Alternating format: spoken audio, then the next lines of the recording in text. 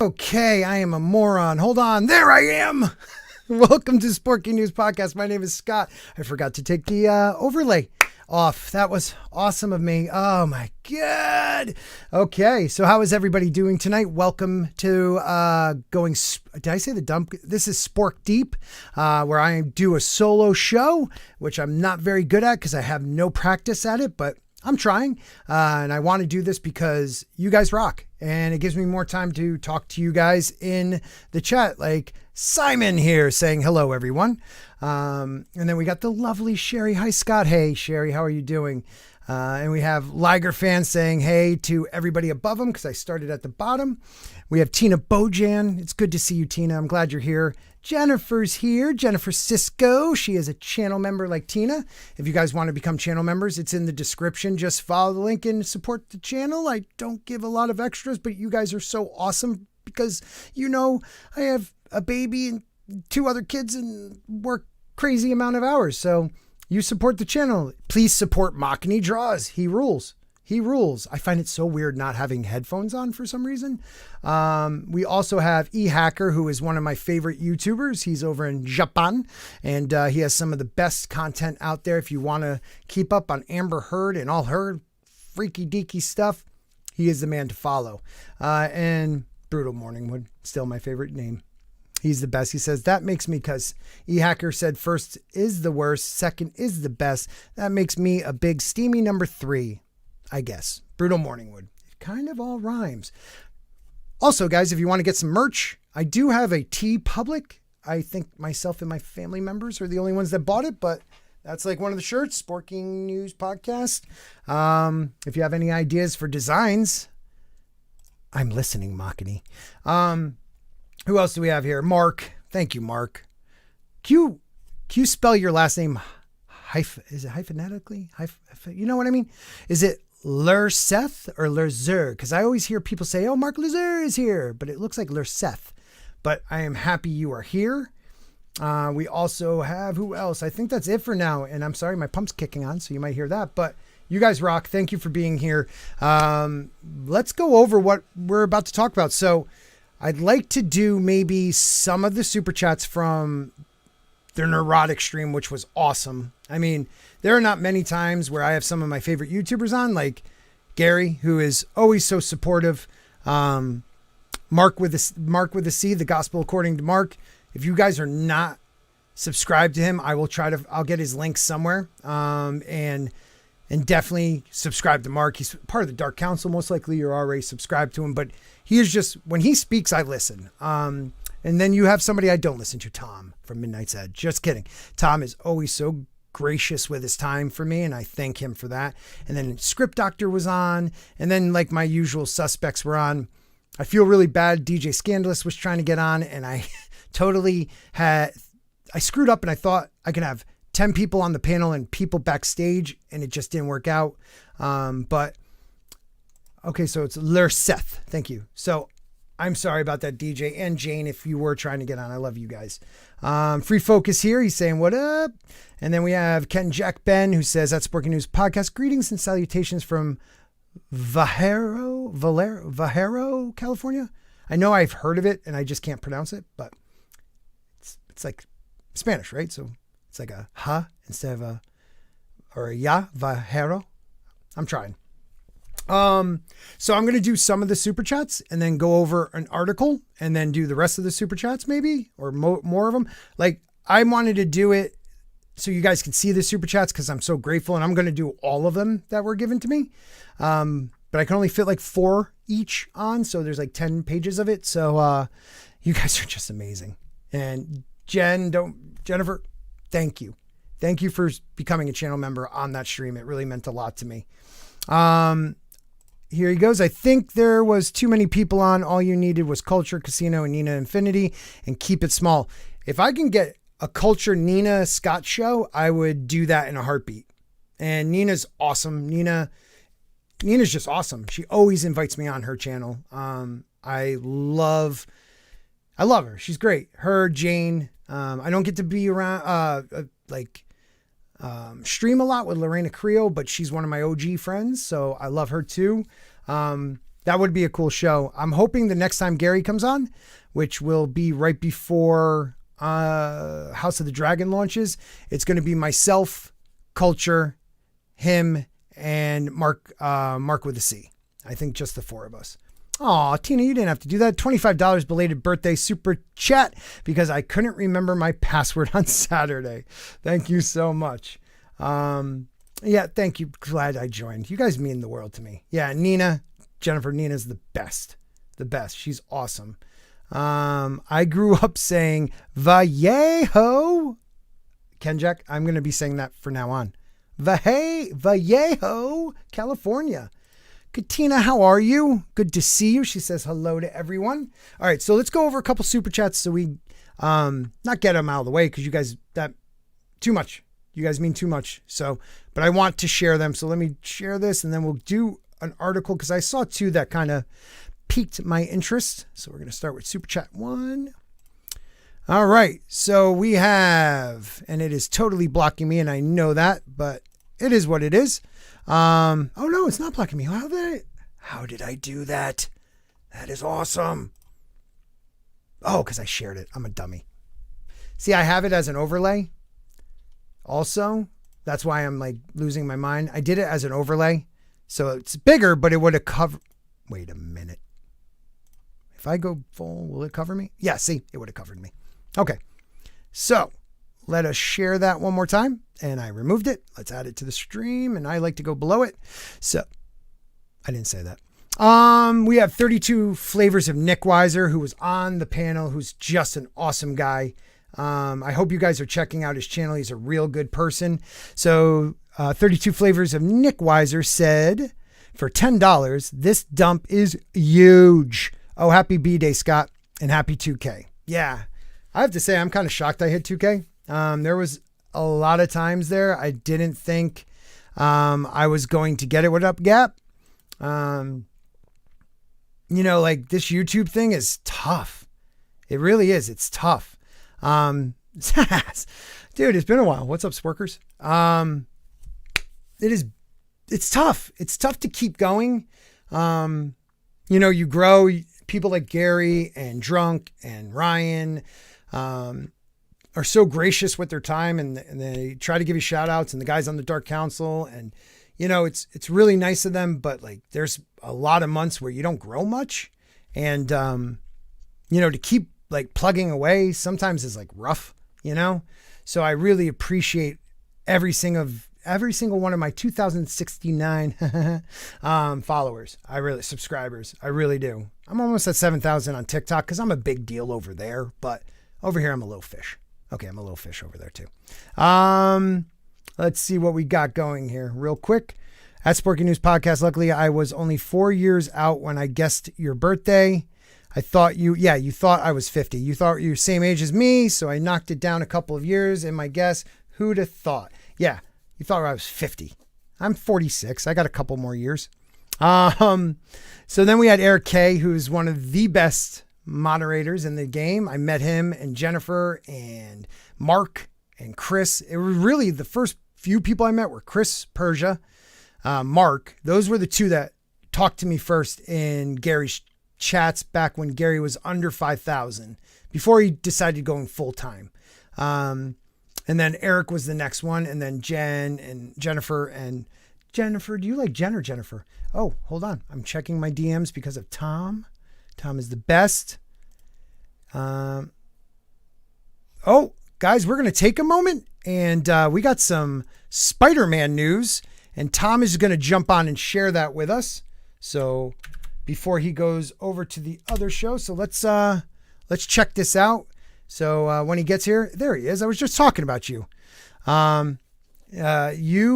You and those guys always made me feel so welcome. Jennifer, you made me feel so welcome. I meant to ask, is Jen okay or is it Jennifer? Because I know some people don't like the difference. But you guys, the mods over there just treated me with they made you feel like you're part, and you still do with all those people. You make people feel like they're part of the family at Nerdrotics live stream. So you guys rock. All right, there he is. What's up, Tom? I got to put on my headphones. You there, buddy? Hey. What is up, man? Sorry, Hold on. I'm not Let me take up too much of your time, but hold on. What's going on? Not much. I didn't want to take up too much of your time, but I figured since you're live, you might appreciate a little semi-scoop. Okay, guys. Oh, wait a minute. I got that. Hold on. I got that. I got something for this. It's a Sporky News one. Here we go. Yeah.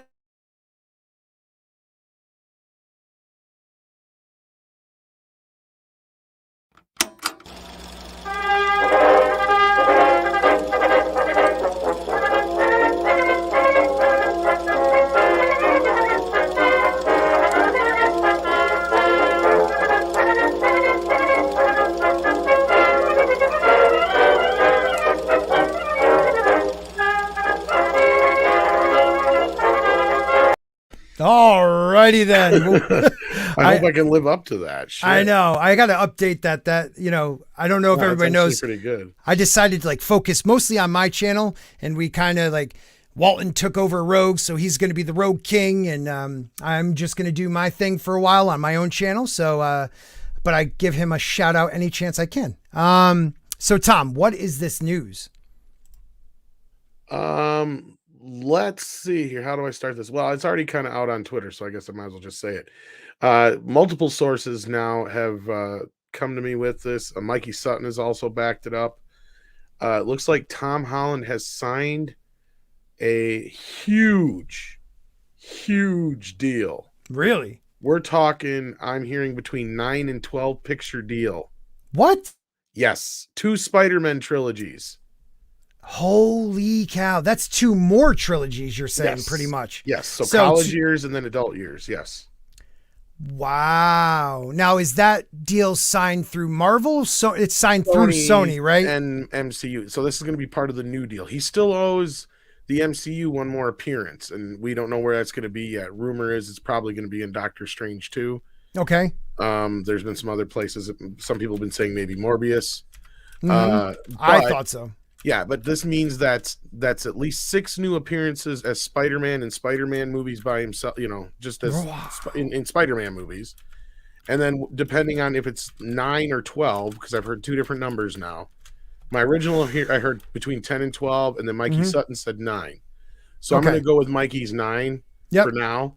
And we'll say, so right there, that's 3 other appearances besides the 6 Spider-Man movies over the next few years. That's insane. What do you think that, all right, try to quantify that in money. What do you think that would be? I'm sure it's going to be like $100 million deal for him when it's all said and done. If you're talking 9 movies, I would think it's probably going to be even more than that. Yeah. Yeah. I mean, the kid's popular. Maybe even like a $500 or $600 million deal.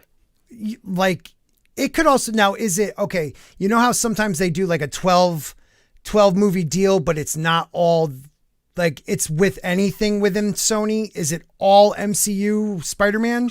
Do we know that? That's a good question. I don't know any of the major details, but I did hear that it could possibly entail some other stuff with Sony, because Sony's been doing a lot of big deals lately. So this is the timing of this is completely irrational. Because they just gave Jason Reitman like a 6-picture deal after Ghostbusters and all that stuff. Wow. So I heard some rumor like it may even include some deal for him directing. Now, I don't know if that means a Spider-Man movie. I doubt it. Right. Maybe like a passion project or some type of, So, this sounds like a very big sweetheart deal for Tom Holland, and Sony wants to keep him around there for the next decade or so, and they definitely want him to be a big part of the MCU going forward, it sounds like, and he may even be the Iron Man going forward figure type. So that goes right in line with everything we've heard before too. So we did hear they wanted to make Captain Marvel the Iron Man, or like the Captain America lead of the group, but they were going to have her team up with Spider-Man. So that makes it even more that they realize she is not going to be that leader they need, but the face of the franchise has to be Tom Holland. That's what it's sounding like. That's the plan. Wow, man, that is awesome news. Thank you for sharing it. What else? Now, if it is, okay, so let's just say this. Sometimes they do these deals. It's like a picture. Is it like a picture producing deal or picture like you said, directing, picture, like you said that might be wrapped up into this. Yeah, I mean, if he has a production company, if you're asking like if he'll be like part of that too, probably. Yes, probably. I again, I don't have the details, but I did. The only closest thing I have on that was I think Mikey Sutton said he got back end payment, Wow. which he learned, of course, from RDJ, which is why I can't really put a number on this. Right. Like he might get paid 10, 15 million for each picture, maybe 5 to 10 million more per each additional appearance. Right. But whatever he gets on the back end, you cannot put a number on. I mean, if the next few movies make the kind of money this movie has, I mean, he's going to be bringing home more bank than you can dream of. That is crazy. Like, for instance, Batman, right? Like, that was so profitable that Jack Nicholson made more money off that movie than any other movie in his life. Right. Didn't he get, like, doesn't he make money off of every Batman? Anything Joker that's related to that movie, yes. Are you so even like Joaquin Phoenix Joker, he gets that? No, just related to the 89 Batman. Oh, see, I always thought he made money off of the whole franchise from then and going not forward. That I know of. I mean, unless I'm misremembering it wrong, but anything that's tied to the 89 movie, he got back end points plus he got a cut of the merchandising. Okay.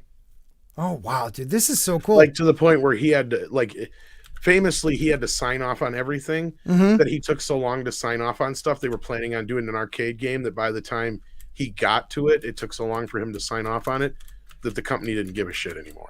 Wow, so really? Like 2 of them in existence, and he has one. Holy shit. That is awesome. Because his likeness was in it. He had to sign off on it. But yeah, right. So you got to get back to your super chats. I appreciate you stopping on, Yeah, dude. I thought you'd enjoy a little scoop there because I don't know if we're going to get a chance to get to it before the papers pick up on it, but it's going to start taking off here soon, I think. I don't know if you were listening. I just was saying like how much you support me and my channel, like being part of such a big channel like Midnight's Edge and all the stuff you do, and Friday Night Tights you go on, like, but you always take the time. Like if I don't even, like, you sometimes even offer to come on the stream. Like I'm sometimes like I ask too much, and you like, if you need me, I'm like, shit, yeah, come on the stream, So I really appreciate everything. I love you you, man. That's what I love you too, brother. But no, like again, take this as a grain of salt. It is rumor at this point, but I'm hearing it from so many sources that I'm willing to bet by morning it's going to be official. That's crazy. All right. Thank you so much, Take Tom. care. Everybody, Tom from Midnight's Edge. Thank you so much. Later, buddy. Love you too. You heard it here first. At least you guys in the chat did. So Tom Holland signs what it sounds like is going to be a mega deal with Sony. And I wouldn't doubt it being some type of deal where he does, if it's a 9-picture deal, let's put it this way, 6 will be maybe more. I can't believe he would do 3 total trilogies, but let's say he does. So that leaves 3 more movies. Are all 3 Avenger type movies showing up? I could see more of a 12-picture deal where maybe 10 of those are Spider-Man and MCU related, and then 2 are passion projects of his own.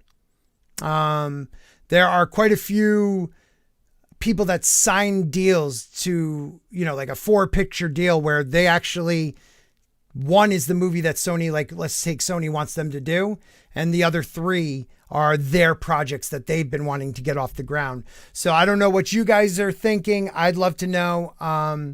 We're going to take a look at this real quick. Thank you. I have the great Culture producer in the background, and Culture, feel free to throw up anybody's chat. Let me know what they're saying. But let's take a look at this article real quick. Actually, first, let's finish off with these real fast.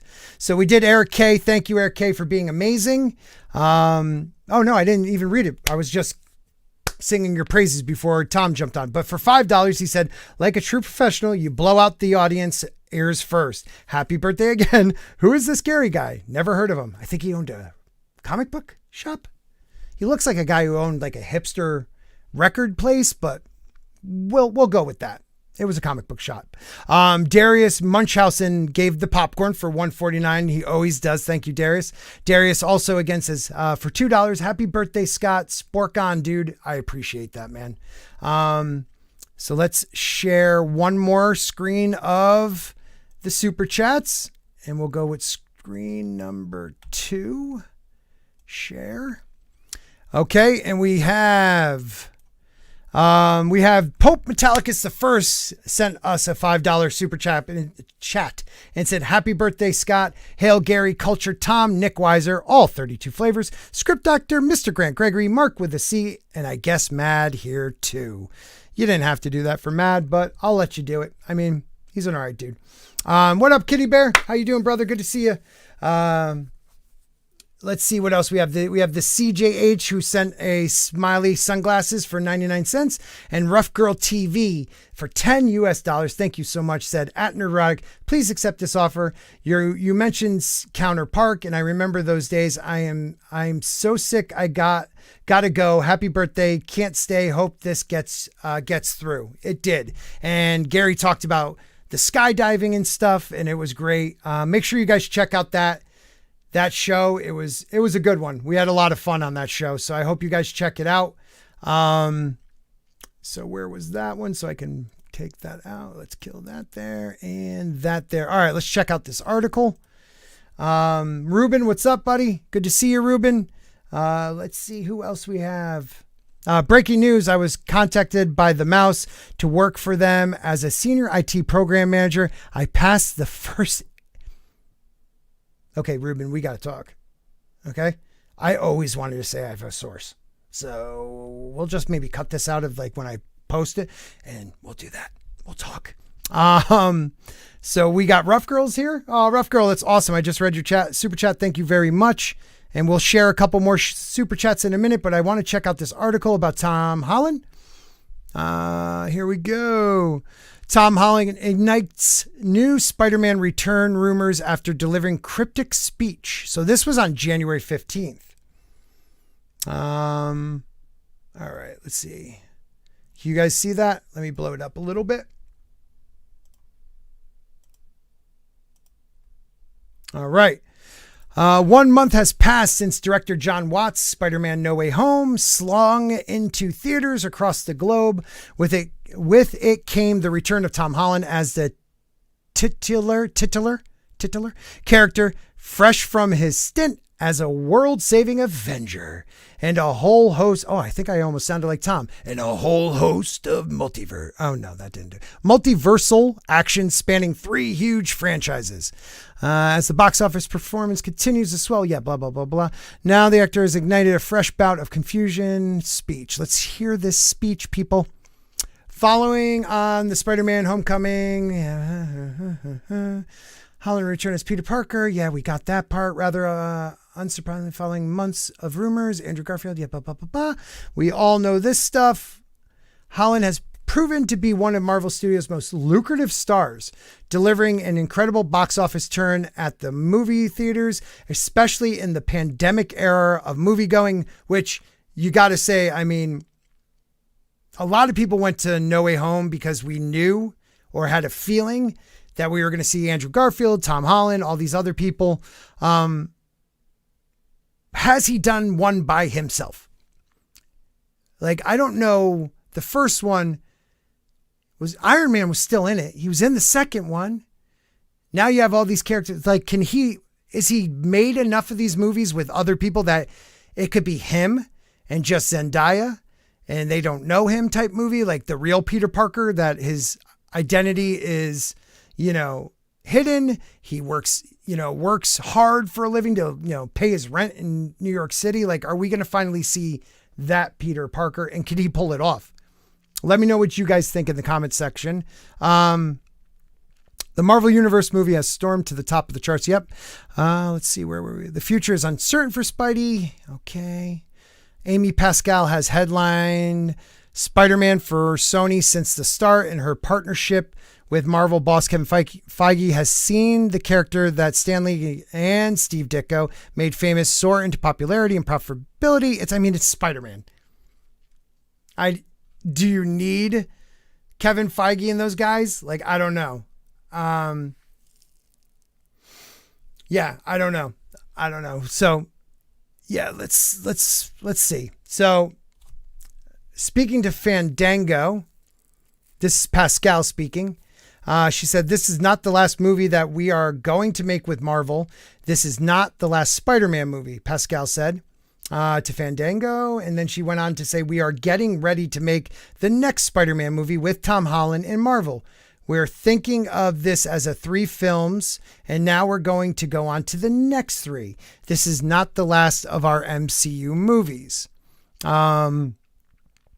However, following Pascal's exciting announcement, which is a far cry from events that transpired between the studio after Far From Home, we all remember that, where we saw drunken Holland discussing the future of Spider-Man with former Disney CEO Bob Iger, like begging him.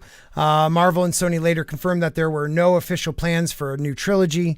Now Holland has once again sent the Marvel fandom into a frenzy after a speech thanking fans and critics for their support of his latest feature film, Rotten Tomatoes shared.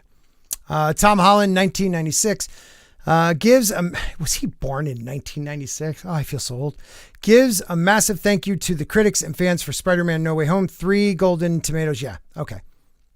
So in the video, celebrating it, status around tomato. Holland. Okay. This is what we've been waiting for.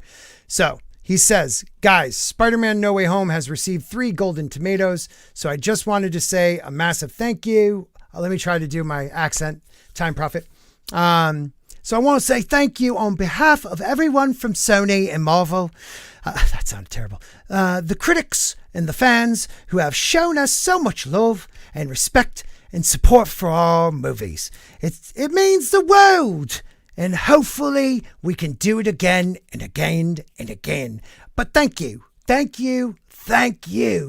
we'll see you soon. Dun, dun, dun. 3 agains. Trilogy.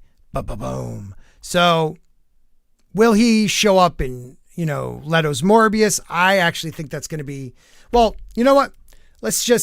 We're done with this article. Let's talk about this again. Ken Jack Ben at Sporking News Podcast. They can do multiple Spider-Man Spider-Verse trilogies. One with Tom Holland, one and Tobey Maguire, another one with Tom Holland, Andrew Garfield, and then another trilogy, all 3, or even Andrew Garfield by himself, Tobey Maguire by himself. There's so much.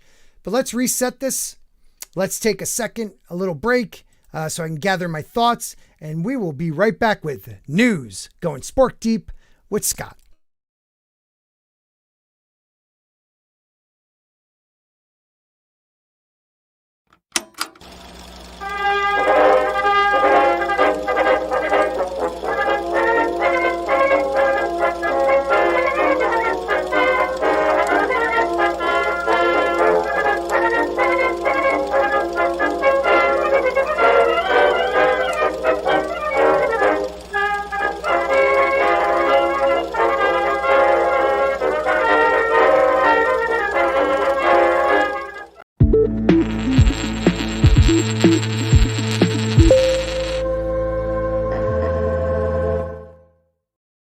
All right, that is right, everybody. Hello, I am Scott once again from Sporking News Podcast, and we just got breaking news that from Tom from Midnight's Edge popped on, and he let us know that Tom Holland has signed a mega deal with Sony to be in, we think, 3 trilogies in the MCU, also a few other movies, probably Avengers and crossovers.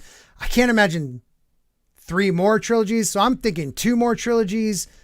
Quite a few crossover events, Avenger movies, maybe solo people, other MCU products, solo movies, and then probably a couple of his own, projects he wants to do, like the Oscar worthy ones that he would want to produce or direct or write or something like that. You sign a guy like that and that's what it's going to be. This is all per rumor. It is not official yet. I have to say that. But what we have heard through the grape sources tell me, Tom, that he has signed a mega deal with Sony to stay as Peter Parker. I want to know what the chat thinks about that. Do you guys think he should be Peter Parker going forward? Would you like to see more crossovers through the Spider-Verse? I know they were talking about, is it Madam Web? the one that connects all the Spidey senses, and that's why it works the way it does.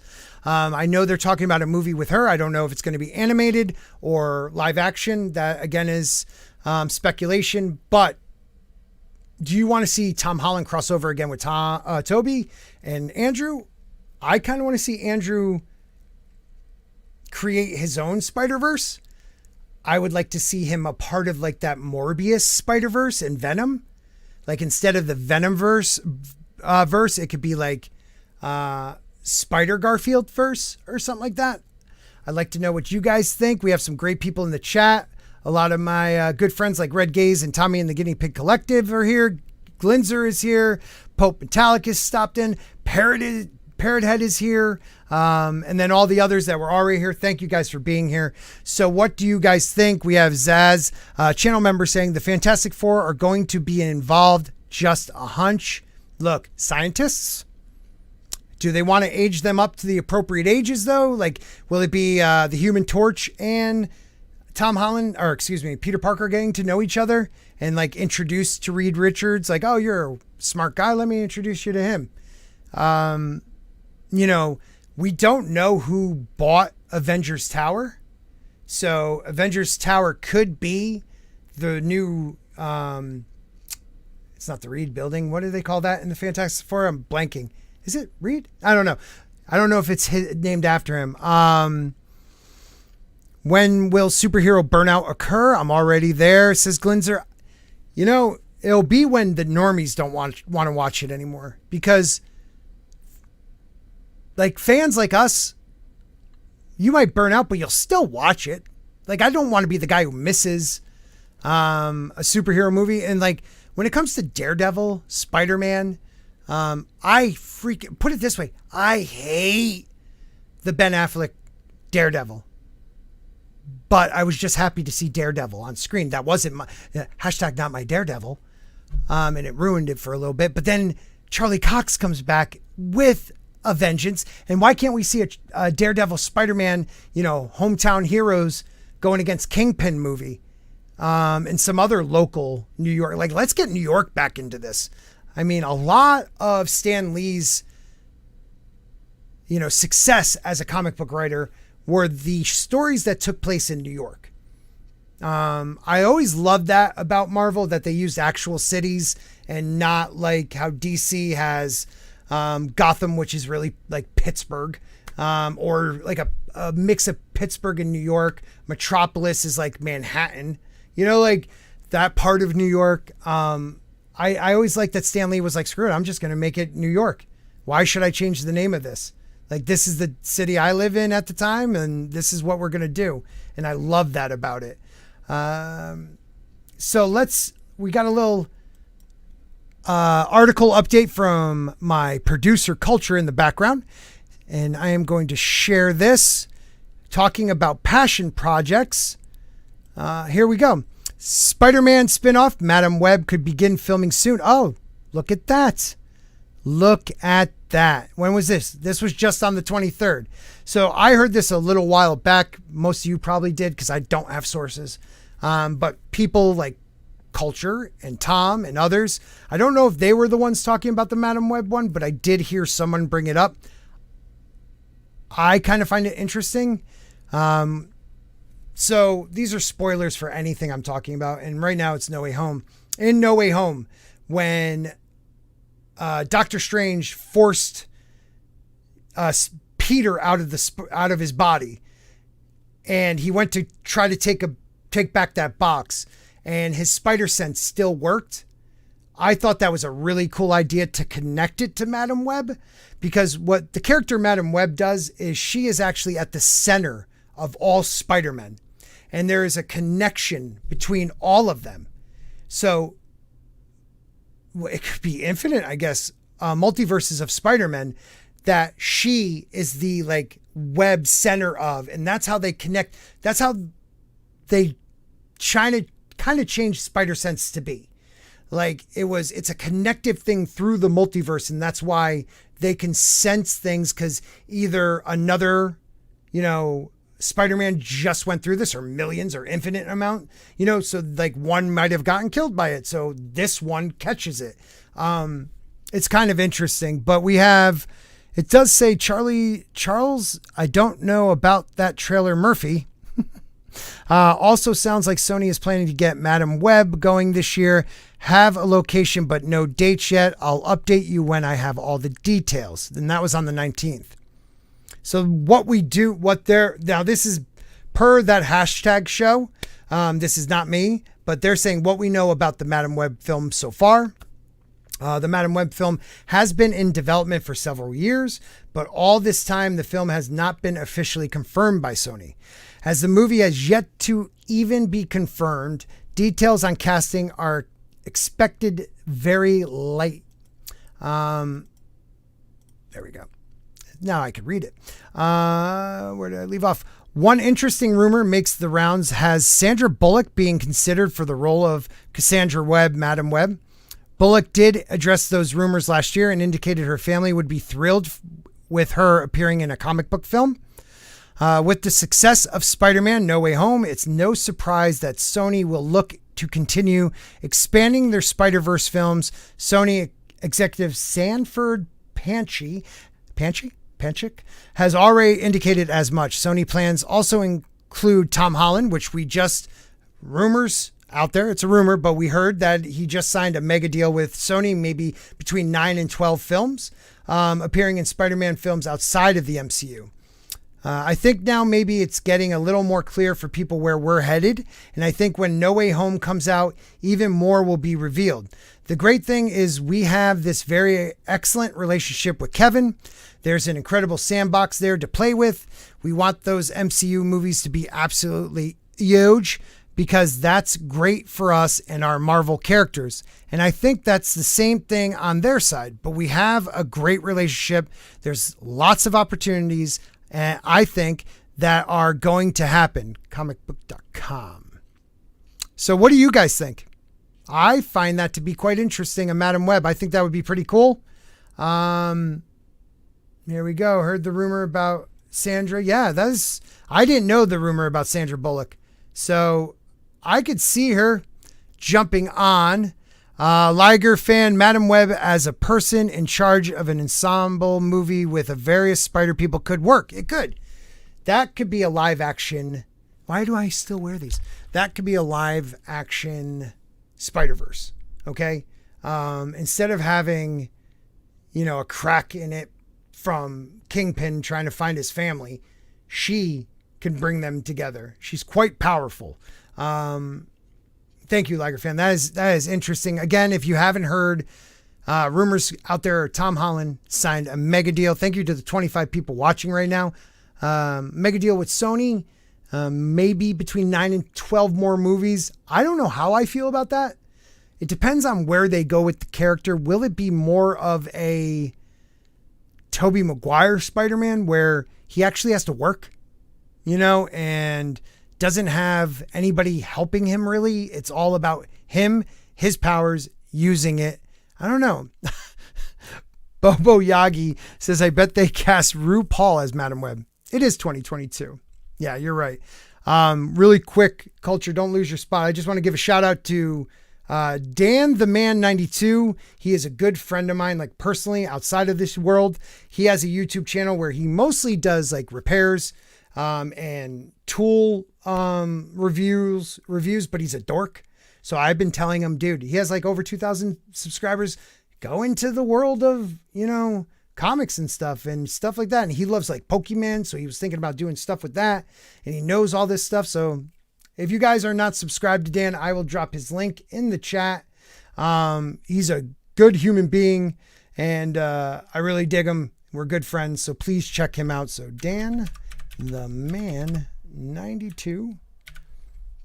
And let's see. Wow, he comes right up. 2.03 subscribers. Mine's 2.06. I got you, Dan. We were having a race. He kept busting my stones that I wasn't past him, and he's been doing it for so long. So, this one goes out to Dan here, guys. Dan the Man 92.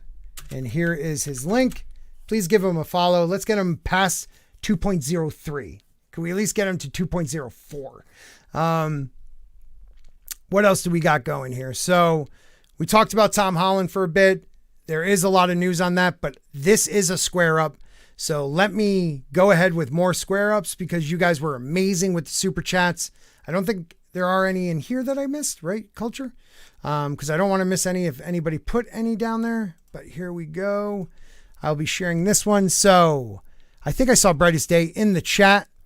Let me do this. Okay.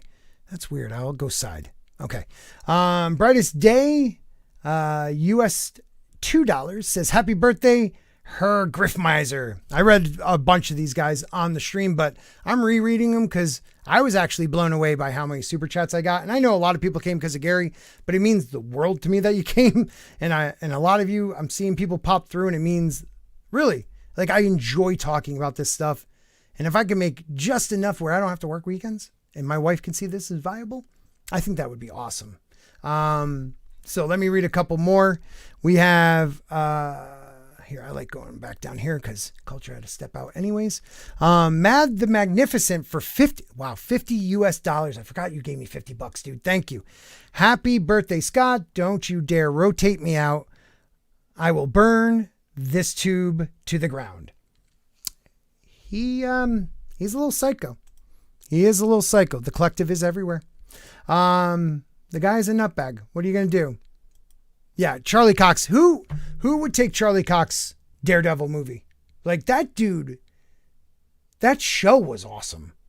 I really liked him and Jessica Jones, and I wouldn't mind the Luke Cage guy. I think you need a little gruffier guy. For me personally, Toxic Man's Flu says, what? This is a square up? Not always, not all. We're going to do some stories for a little bit longer and do a square up while we're at it because I couldn't read all of them. That's crazy. I can't imagine what Gary goes through. That is so nuts. Can we do a circle back instead of a square up? A sporking circle back. Yeah, why should I say square up? Think of something better. Give me a shape and something to go with it, people. Like, okay, we got circle back, we got square up. Do we have a triangle follow up? I don't know. Think of something that goes with Spork, though. I like that. Thank you again, Mad. And then Tom, who gave me the news for Tom Holland, but it's still just rumor. But Midnight's Edge After Dark for $25. Happy birthday. I would have said the other thing, but A's cost more than O's.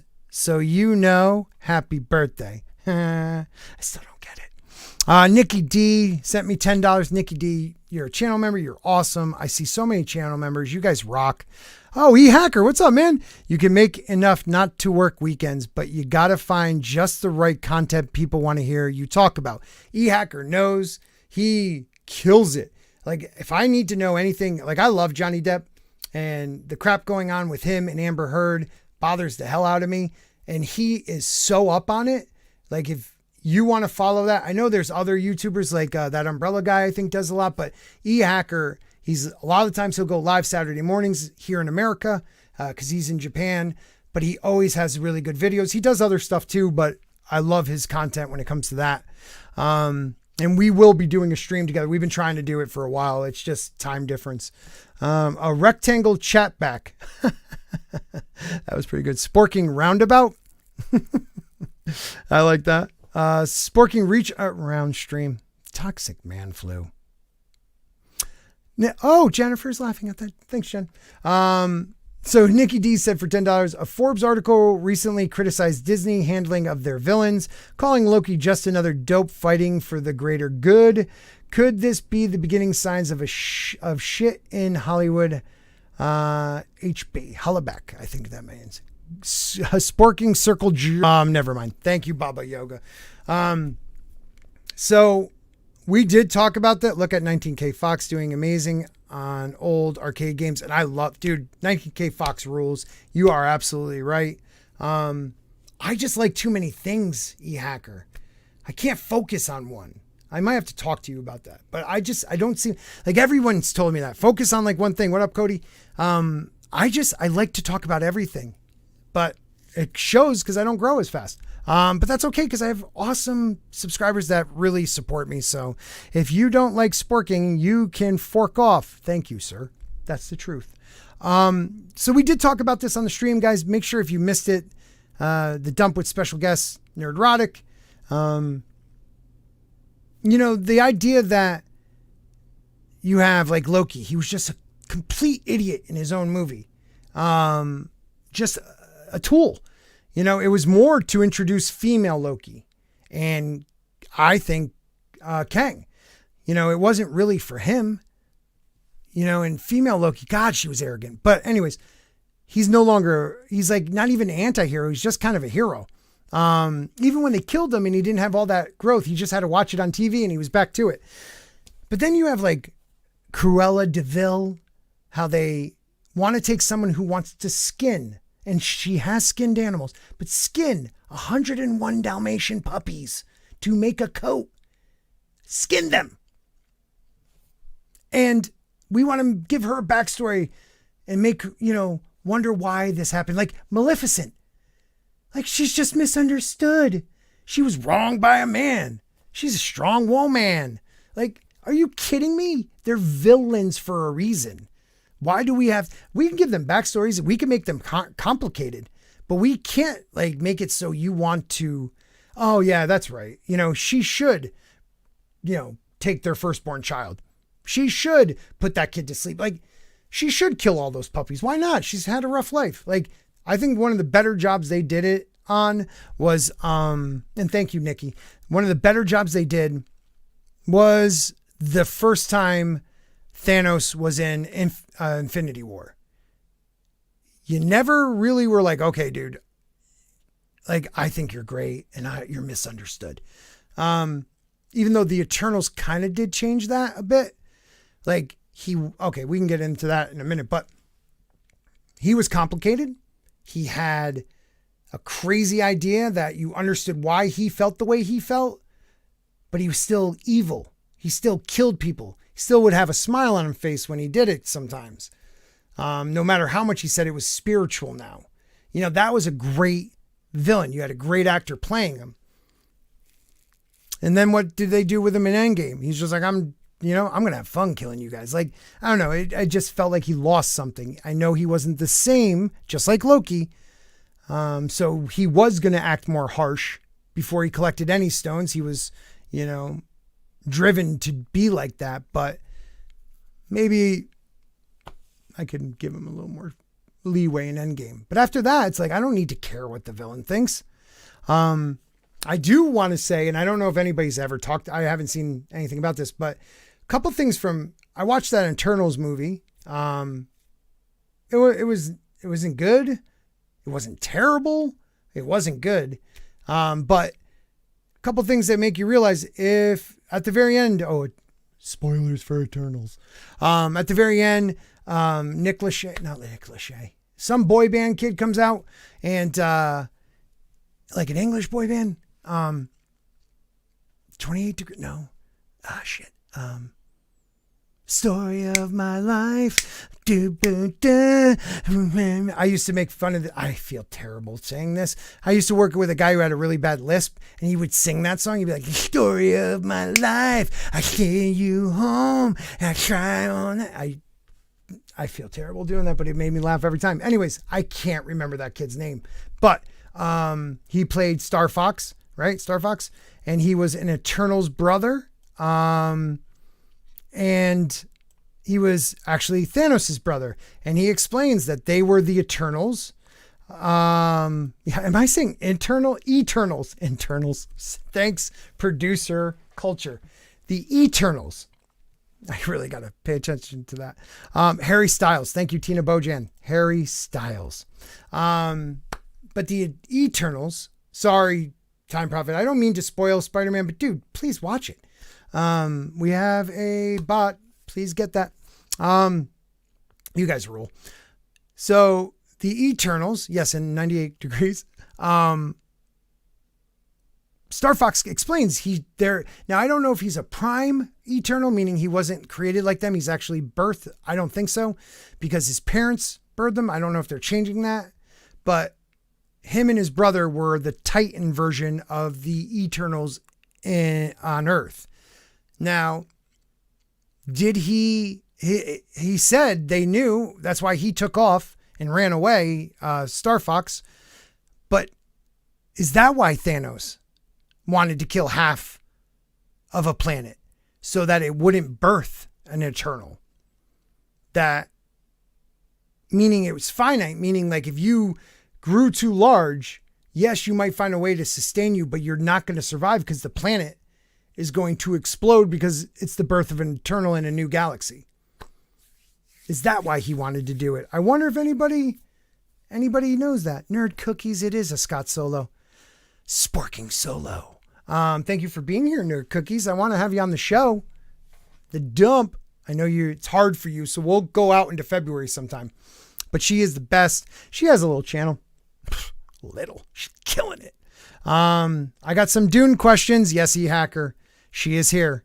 You better DM her because she will answer them for you. E-Hacker's a great YouTuber, guys. Please make sure you subscribe to him. Where are you at, E-Hacker? Are you at like 20,000? I am not. But it also made me question, okay, so now that we know Celestials are in a planet during Doctor Strange, was that why Dormammu wanted to devour Earth? Because right before a Celestial like has just enough juice to be born, it's enough power for him to feed off of? Could be. You could retcon that. Makes the Dormammu thing a little more interesting. Like, why Earth? Why is he so focused on Earth all the time? But, well, I guess not in Doctor Strange you see that, but in the books you do. I wonder if that. I can jump on a few if possible. If you want to come on my shows, dude, definitely. I do Wednesday nights at 7:15 Eastern or 7:30, something like that, Eastern, and 8:30 Eastern on a Saturday. You are definitely welcome, dude. I can jump on a few. Do you mean right now or on a stream? Because you're more than welcome to jump on for a little bit.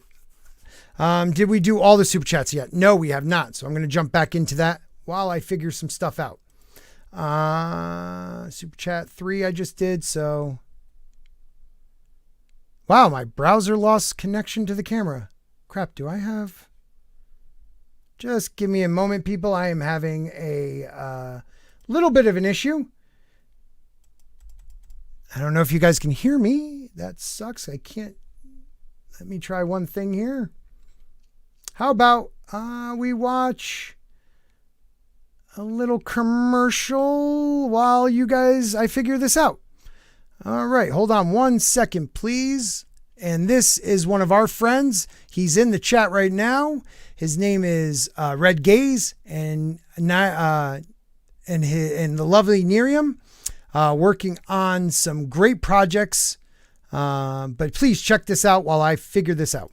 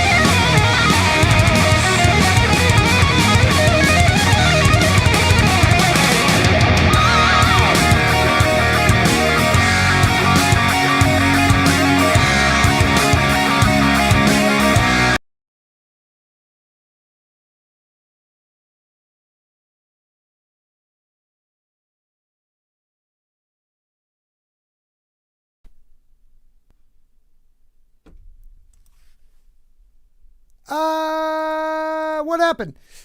Did it kill everything? Culture. Oh yeah, hacker, come on. I was losing it there for a second, people. Okay, I'm back. Did the thing end, or did I end it by jumping out and jumping back in? Oh God, I'm such a boomer. I sent it to your DM, buddy.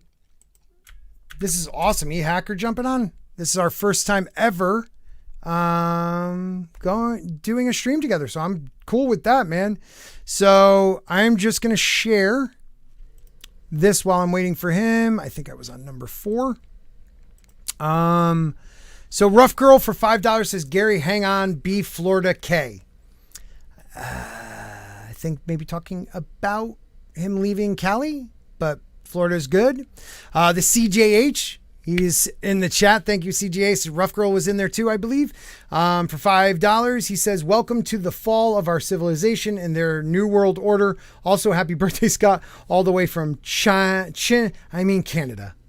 That's great. He's doing great, the CJH. He is growing, man. And I'm really happy for him. We used to, fourth wave stuff, Bear Nerd Fun, Final Death Star. Who else? The Immortal Coil. We had good times. Again, of course, Stephen Walton. Michail Woolf for New Zealand, $10. Thank you, bro. Happy birthday, young man. That's you, Scott. Yeah, 46 years old, but thank you very much. Mockney Draws for USD 25.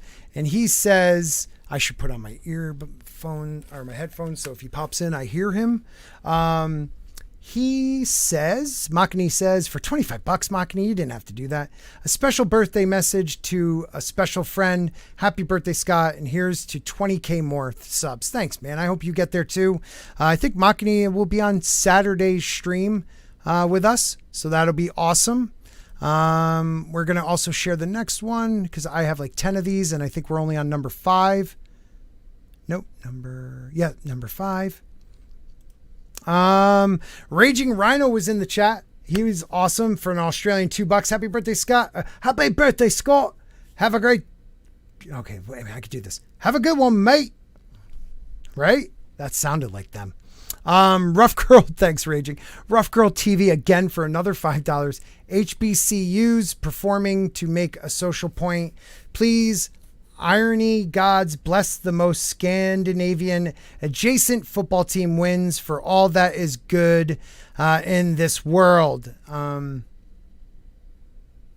you talking about the Vikings? Because they're not in it? I would say Scandinavian-ish. Green Bay? They lost. Sorry. I'm kind of going for the Rams now. Hope they win. I'm a Patriots fan, so... Toxic Man Flu for $46, dude. I didn't know you did that. Thank you, Toxic Man Flu. I admire you as a man, a father, a husband, but as a host, well, let's just say I am writing this off as a charitable donation. Congratulations, Scott. You prove that anyone can be a YouTuber. Love you, brother. That is, you know what? I'm glad he said that because really, anyone can be a YouTuber. It's the truth. I mean, I'm shocked that people listen to me. Well, you don't, but like, seriously, I am shocked. I don't know. Hacker, if you fell out, jump back in, man. I guess he was there. Please jump back in. So while we do that, one more share. You guys are the best. I can't believe you guys sent all this stuff to me. Chris Mann. Wow, thank you. Chris Mann. Oh my God, why did that get cut off? For $5 said, okay, I just need to know. I haven't been able to find them in a while, but did they activists get to Elf Quest? I think that's what it said. I'm so sorry, dude. I didn't mean to chop that off. Is it Elf Quest? If he's here, that'd be great. Thank you, Chris, though. I really appreciate that. Big Raj for Canadian sticker. It was look at that birthday cake for $1.49. Ironcaster, awesome to see you for $2. Said happy birthday, Mads. This way you're not ignored. Because he's so sensitive, Mad Martigan. I don't get it. Latino Slant, one of my favorite channels, one of my favorite people. Paulie is awesome. Just a really down-to-earth guy. $4.99. He says, love Scott. Feliz Cumpleaños. And congrats on the 2K. Complinos. Does that mean like complaining? Oh, we just had a jumper. What is up? How you doing, brother? How do I look? You look fantastic. All right. Handsome, bro. Where are you on the road or are you home? I'm on the road. I'm on the 13th floor here. It's terrible, man. Because I don't want to interrupt your super chats. I want you to keep going with that, by the way. But like, there's an elevator up to the 13th floor. It's 13th floor, right? Mm-hmm. No stairs. So if there's like a fire or disaster, how do I get out of here? Wait a minute. Do you actually are on the 13th floor? Yeah. What country are you in? Do you mind me asking? Well, Japan. Okay, because in America, they don't make a 13th floor. Well, in Japan, 4 is the unlucky number. Do they have a 4th floor or do they skip that? They have it, but it's unlucky. They got more balls than us, it sounds like. Yeah, so I've just got the very generic background here. Sorry about that. No worries, man. It's good. This is awesome. This is like the first time we've actually spoke. I used to watch you when you would like moderate Jeremy going after somebody on some, what was that? It was him and, was that Jarbo? Yeah, I've actually been on with Jarbo. I don't want to get into it. No, that's okay. Old news. It's old news. Yes. So basically what happened was the one stream I did with Jeremy was he had that thing with Mad Max when he was smaller, right? I think right. Like going towards 200. You're smaller than he was now. Yep. And Mad Max was making all these clickbait geeks and gamers sucks. Jeremy's a grifter every day, right? Right. So they were in the thing and I kind of knew Mad Max like neutrally. Yeah. You know, so I was like, let me do a stream with you. So I started talking about Jeremy, and I don't feel the need to defend Jeremy because, like, I'm kissing ass and shit, and we don't really talk. We haven't talked in, like, years. But I still believe in things Jeremy says, which is why I defend him, right? Right. So it could be you or Jeremy or Doomcock or John Talks. Whoever's got the same attitude I have, I'm going to defend that. So that's why. So anyway, Jeremy ended up coming on the stream, and Matt... Oh, that is Hotel. Whatever. Oh, you froze there for a second. Matt's so like, hold on one second. My connection's bad, and he hangs up immediately when Jeremy comes on, right? Right. So he just kind of like really chickened out, and then we took it on from there. Can you hear me? But it was pretty interesting. Can you hear me? I don't know Jarbo so well. I don't watch his stuff. I know, he's not like. I don't think you can hear me. He's got like a different opinion than us. However, I don't watch his stuff, so I can't say personally about him, but seemed like he chickened out there, so You hear me? Am I frozen? No, but can you hear me?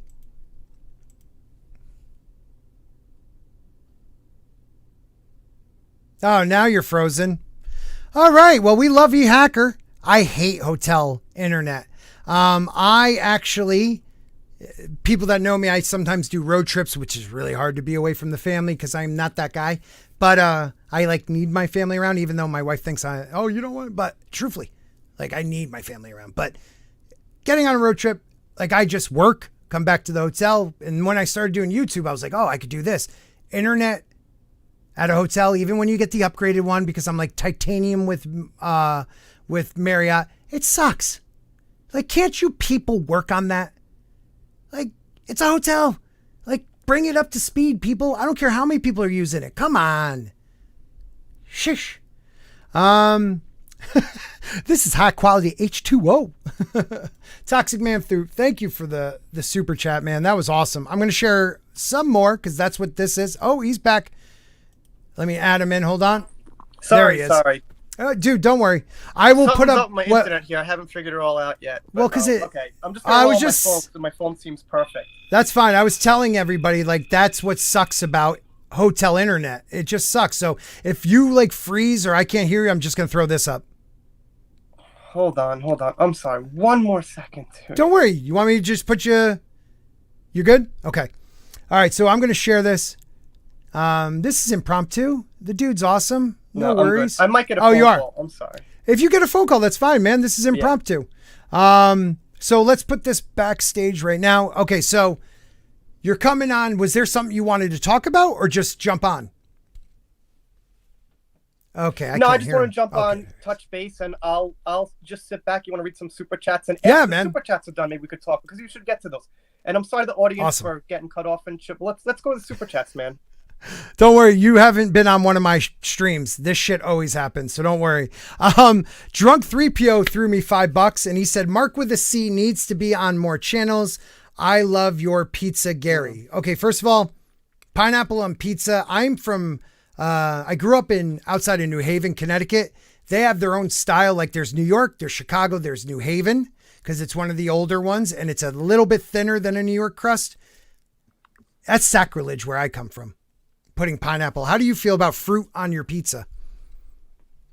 I think almost anything's good on pizza, man. I used to watch Teenage Mutant Ninja Turtles, like the old ass cartoon. They put like everything on pizza, and I just try whatever they put on. And whipped cream on pizza, like the Michelangelo one, is not that bad.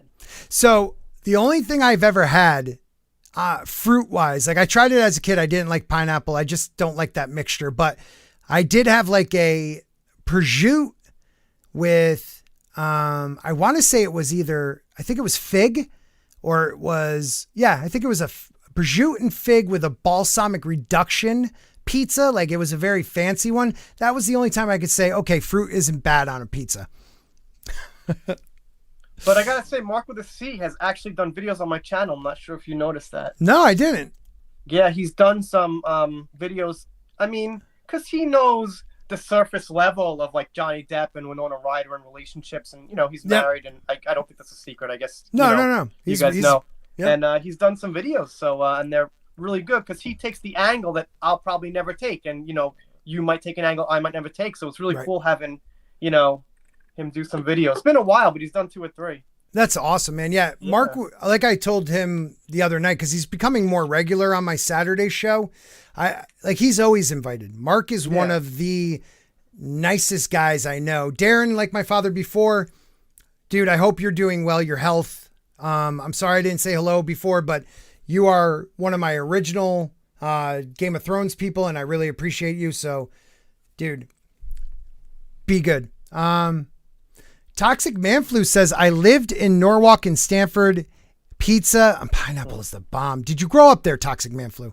I worked in Norwalk. I worked right off of exit 14 on 95. That's awesome. So, Commander Ed Straker of Shadow, I know I always screw his up, for $2 says, happy B-Day and 2K, Scott. Tom gets some sleep. Yeah, Tom from Midnight's Edge is one of my bigger channel supporters, and I knew he was beat when he came on, and he still tried to kill it. So that's awesome. I always respect him. Culture, my producer, had to leave, but I thank you for that. Drunk 3PO for another $5 says, oh, happy birthday. Thanks, Drunk. Thanks for remembering me. He had me on his channel once, and he launched it like right after Thanksgiving, so it got like no views. Yeah, and then he decided to go. I mean, it depends on the topic for views, man. 'Cause YouTube and the algorithm doesn't really care about anything except what's being searched for. So yeah, okay. I try to blame him. It was probably me. It was like 2 years ago. Doubt it. Yeah, he's awesome though. Drunk is a good dude. Okay, so I always say your name wrong, but I love this dude. Guy Vermetchen for $10 says, have a fantastic birthday, Spork Master Supreme. And I just bumped into him at Gary's stream earlier, and just a good dude, so I appreciate that. Let's see. Let's finish up this roundup. I have like a couple more, so if you have anything, I got this one little hair just sticking up, man. Because I actually slept last night because I'm at a hotel and I'm away from my family, so I could actually sleep a little bit. Right. I know that feeling. I'll give you that. That is nice. All right, so we have like 3 more of these sets of these, and then we're done. So Supreme Heretic for $5 says, happy birthday, my friend. Love you, Scotty. Supreme Heretic is killing it right now. He's doing more of a political thing on Tuesday nights. He had, I always say Laura Croft. It's not Laura Croft, but a Fox. Well, she was with Fox until she just got let go. And then he has another really pretty big podcaster on. So guys, if you aren't watching Supreme Heretic, but you like politics and stuff like that, check out his Tuesday stream. These I'm saving. Terminus, I am going to read those Saturday night when Nick is on, but thank you for your super chats. Hey, look who's this. E-Hacker for what is it? A Japanese what? That's N. N? We say N, like Endor, the planet Endor. We don't say the Y. So we all say like yen, right? Right. It's actually N. Okay, so N for 250, or is it N 250 or 250 N? 250 N. 250 N. Thank you, sir. Yeah. Passing by, working. Have a good one. Thank you very much. Like, I love that you jump in my chats now, dude. Well, that is that's awesome. Cheap, man. I feel that's like the lowest super chat you got. That's what a cheap ass. No, don't be like that. We're parents, dude. Come on. No, I'm just kidding. That's about my limit because I go to everyone's like 5-6 different streams. I can't throw up like $10 to everybody's. I'd be poor. So no, dude. know.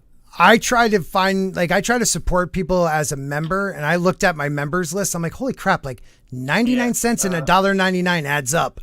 Yeah, it's so that's why I spread it. I sent Josiah you guys spread it out like $3. I was like, it's for the year, dude. He's I'm like, sorry, because I'm sending like 15 other people. I wonder. I haven't checked out his channel in a bit. I wonder if I am still. I love YouTube. Let me see. I'm going to see if I'm still subscribed to him. Yeah, no, because he's doing a lot of stuff on Twitter too. So I usually, cross paths on Twitter and, read some of his tweets and retweet. He usually checks out my, account once in a while. How do you spell his name? Do you remember? Oh, Jesus. I don't know, man. Not G-M. So that was J-O. J-O-S-A-I-H. Jesus. I don't know, man. I'm so bad at spelling. Rises. Oh, wait a minute. It should be Josiah Risen, because he's already made it, kind of. Yeah, you know right, what I mean? right. Like, when he had, like, 5,000 when he was, like, first made his own channel, okay. But now it's, like, Josiah Risen. I never get any notifications. I never see his channel pop up, and I've been subscribed to him when he was, like, 5K maybe, not even. Like, when he, early on in Geeks and Gamers, and now he's at 186,000 subscribers. That is awesome. Yeah, because, he got deep in the political stuff, man. So, Well, see, that's my problem.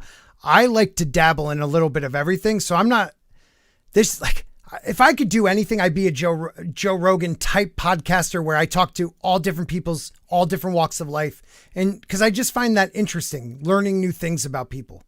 So when it comes to like news and stuff, I like if you go to my TikTok, it's mostly political, but if you come here, I don't really do much. I do some of the political, but it's mostly entertainment news. And then it's just, I jump around. I got to really focus, don't I? Well, same with me. I mean, I do some political things on Twitter a lot more freely, but YouTube, it can't mix it.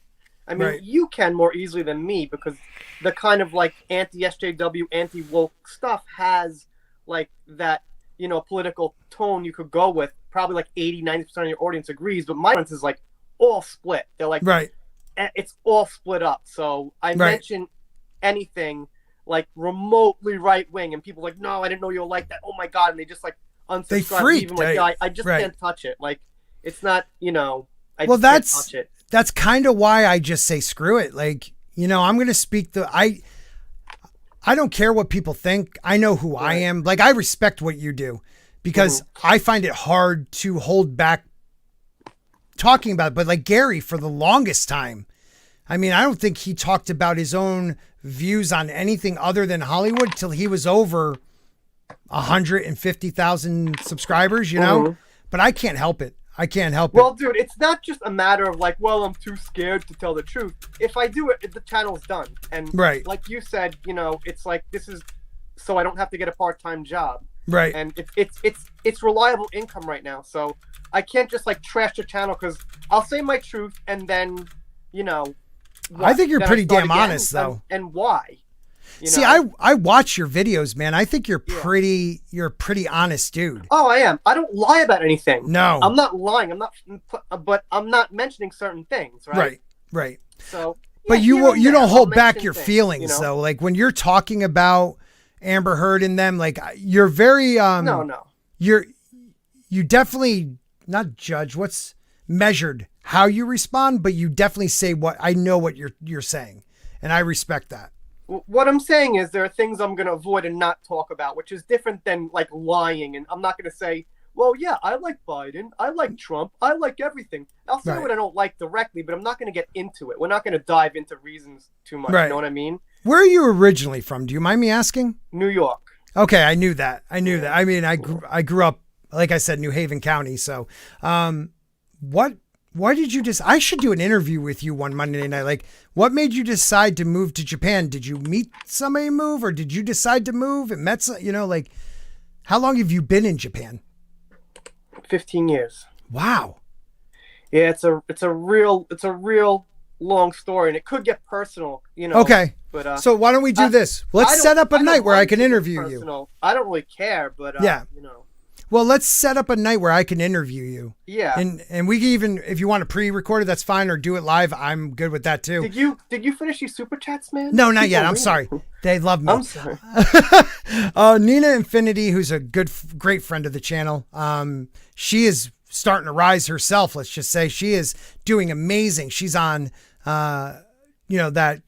the BBC with Gary, Az, Mahler, and her. Like, she nailed it out of the park with that one. She does Infinite Hope, which I find to be a very positive stream. I love. So guys, make sure you check her out. But this is, I know it's Mexican money. I don't know what it is, but it's $50. And she said, "Happy birthday, Scott. I wish you all the very best today and every day. Even if you are wrong about the prequels and always will be high panel." I'm sorry, the prequels aren't that great. I like them, but they're not that good. Even Revenge of the Sith is not that good. Both Anakins in those movies, the little kid and Hayden Christensen, ruin it for me. And what's her name who plays Padme? There was no chemistry when it's supposed to be the most the most like world-ending, galaxy-ending love. Forbidden love. Bothered me. I'm sorry. Do you like the prequels? I like 3, yeah. But yeah, 1 and 2, I can't defend them. I just can't. No. I enjoy them though. I will watch them when they're on. I just don't love them. Mexican Iron Man for $9.99. Happy birthday, Scott. He is now a friend of the channel. He came on a couple weeks ago. I'd love to have him. I might do a Latino dump with oh my God, I got to talk to those guys. We'll have a Latino dump. At Sporking News Podcast, tomorrow is Az B Day, the real BBC on his channel tomorrow. So guys, it's Az's birthday tomorrow. Let's go support him. And make sure you tell him Spork sent you, because he knows me, but doesn't know me that well. Emotionally, well, really, we have to say Jen sent you, but we'll say Jen via Scott or Sporking. Emotionally unstable amphibian. It says, "Happy birthday and congratulations on your 2K, mate, for 2 GPBs." I don't know what GPBs are. Pounds? Sorry. No. Great Britain pounds? Maybe that's what it is. Great Britain pounds. Natural Advice. That is such a cool name.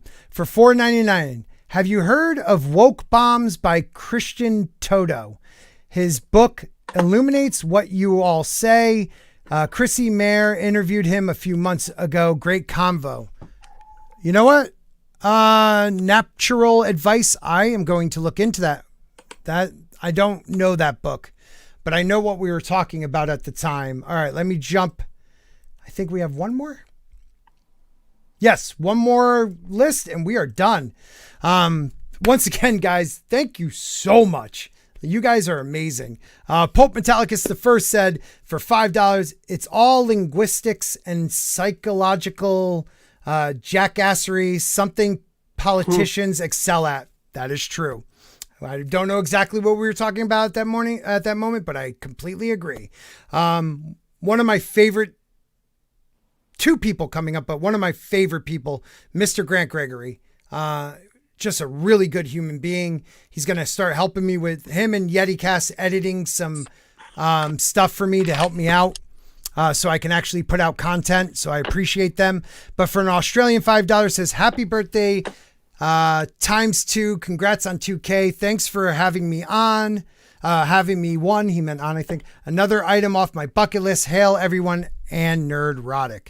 Yeah, he wanted to be on with Nerdrotic, so I'm glad he got on. Brightest Day, I'll have to have on with Nerdrotic at some point because Brightest Day is a big fan and he's a friend. $2. Funny how my ears perk up when Gary says Galactica. And last one was from the CJH for Canadian $5. They're setting up for an alien invasion that won't happen because aliens will take one look at us and leave. Yeah, that is the truth. All right. That is what we had to talk about. So got any good info, man? As far as what? That's a very vague question. Well, to me, you are like, what's going on with Johnny Depp? Now, I heard that the guy who took over for him I always forget his name, for the Fantastic Beast movies. What's the guy who took his spot? Whoever's Mikkelsen, the guy from Rogue One. Yes. Matt Mikkelsen. I don't know if this is only rumor, but I've heard sources say, and it might be only rumors, that he doesn't want to do, if there is a next movie after this, he doesn't want to do it because of all the grief he gets for taking Johnny's spot. But I think he took it so some other idiot wouldn't screw it up. Do you think Johnny will get back that? I don't think he could ever get back that superstar, but maybe he could, because we love to break him down and build him back up and break him down. What do you think? No, it's more of a legal question. Okay. It's not really a question like, hold on, I kind of want to get a little bit further back here because I'm like up in the camera. All right. Yeah, do you? I can't even move back. This is the furthest this chair moves back. I'm like stuck. Japan's so small, man. Do you have like an actual bed, or is it like a drawer that pulls out? And I'm not even trying to be an idiot. It's a bed, but like you could like walk in a sea around the room, and there's like maybe like 3 feet between. So each like wall. my college dorm room. Yeah, kind of. A lot of, you know what, God honest truth though, a lot of New York hotels are that small. You pay a lot of money to get a little itty bitty room. So that's nice though. Anyway, sorry to be off topic. No worries. To answer your question, it's a legal question more so. Actually, because the legality comes in is if he wins or if he loses, right? So if he wins a case, then theoretically you think he should be able to continue. Yeah. Right? Yeah. So theoretically, but also a lot of, if he wins the case and he wins it's really after that, it's the court of public opinion. Because if he wins the case and then people support him after that, Hollywood won't give they know he's bankable. As you know from the whole narrative that we've been trying to expose is that they don't care about the fans and what the fans think. Right. And the crossover here is you see the same exact thing happening in the Johnny fan base as you saw with Star Wars, where they shit on the fans and they tell the fans to shut up, and they call it, even though the fans are like 80% women, they call them trolls, sexist, misogynist. And I try to tell them, like, look, this is different than Star Wars, because with Johnny, it's a person who lost his livelihood, and it's not a franchise. But in the same way, Star Wars and the fan base is a living thing. It's not just Star Wars on a sticker on a brand. It's a living thing. It's people who love this thing. So there's a similarity there. And Warner Brothers and the people, who are against Johnny and the corporations are attacking the fans in the same way that, Ryan Johnson and Kathleen Kennedy, attack the fans. And I got a news for you. The same Russian bots who didn't like The Last Jedi are now after Amber Heard. That's not a joke. That's real news they put out. The Russian bots are now after Amber Heard. Oh, so, okay, I got you. So the Russian bots are after Amber Heard. She said this. It's in court documents. Dude, she is so full of herself. So the same Russian bots that, of course, rating bombed The Last Jedi, now they don't like Amber Heard. So these Russian bots are really out around, man. Right. They don't discriminate who they go after. No, if you're kind of on the left-leaning side and the woke side, you need Russian bots. We got them. As a matter of fact, you got a problem with somebody on the right-hand side, Russian bots. Right. No problem. That's crazy, man. Like and it really, I have to say, a lot of your content showed me the real person. And then I would go like on a deeper dive of what you talked about and go down like the rabbit hole of Amber Heard. Like you look at the pictures where she was, abused, and me personally, this is just me personally. First of all, let me say, no man should ever hit a woman. That is just disgusting. But those pictures don't look like they're real. No, they've been analyzed. And the best way to do this is to put them side to side with real abuse pictures. Right. When you see a real shiner, she didn't. Yeah. It didn't look like one. You'll know.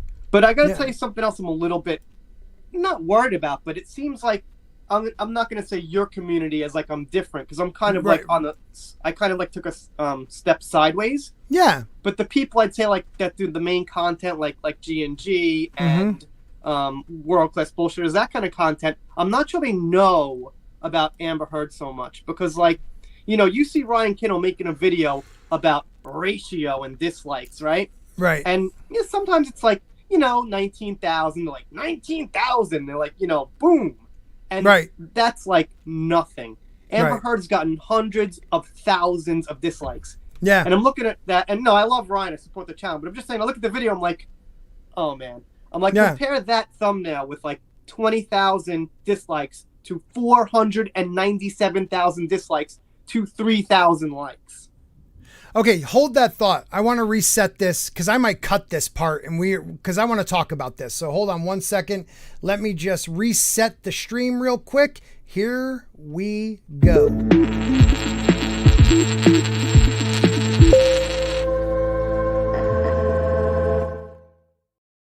Okay, we're back. We're with E-Hacker, and we were talking about Amber Heard. What did you just say? Okay, so let me first say this. Obviously, as you know, I've been watching, you know, a lot of the same content you watch over the last couple of years. And one big video title is ratio and likes to dislikes.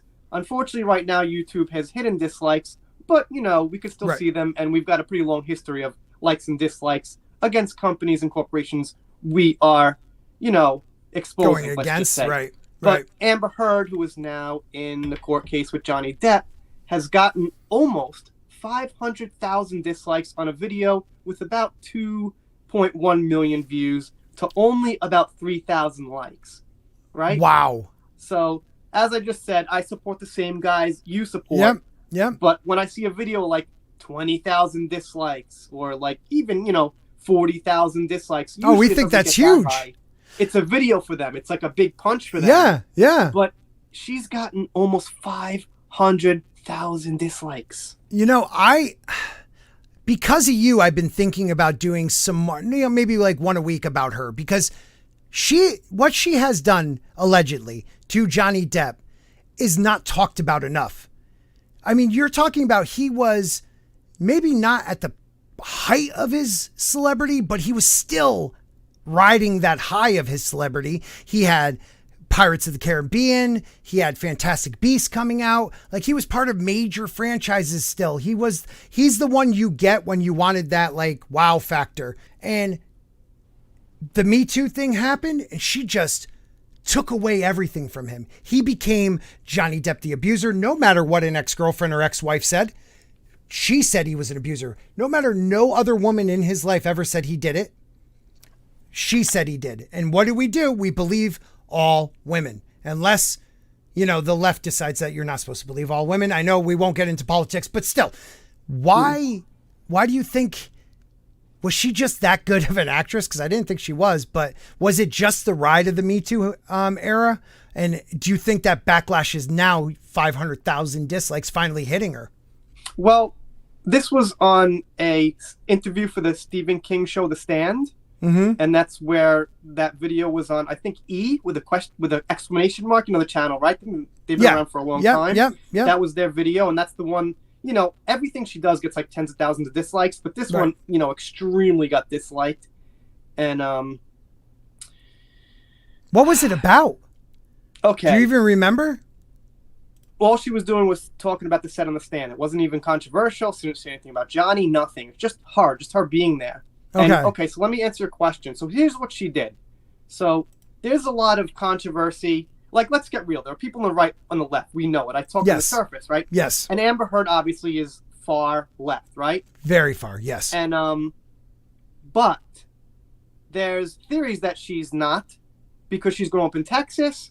Right. Her dad's like this cowboy. Mm-hmm. We think she's taking advantage and faking it and saying, you know, I'm on the left. we call it fake woke, right? She's fake woke. Yes. Right? Yes. So she got this makeup and she said Johnny did this. And when she tried to, report to police, she made like multiple mistakes. It's well documented. Her friends called 911 from the park and they said they were in the penthouse. And, there was a Facebook post of them in the park with the same date. And they just got caught in like, multiple ways, right? Yeah. So what happened was she's like, well, I'm fake woke, so I'm just going to do this and say this. And what she said to Johnny was, no one's going to believe you because I'm a woman and you're a man. And that's on tape too. Oh my God, I forgot about that.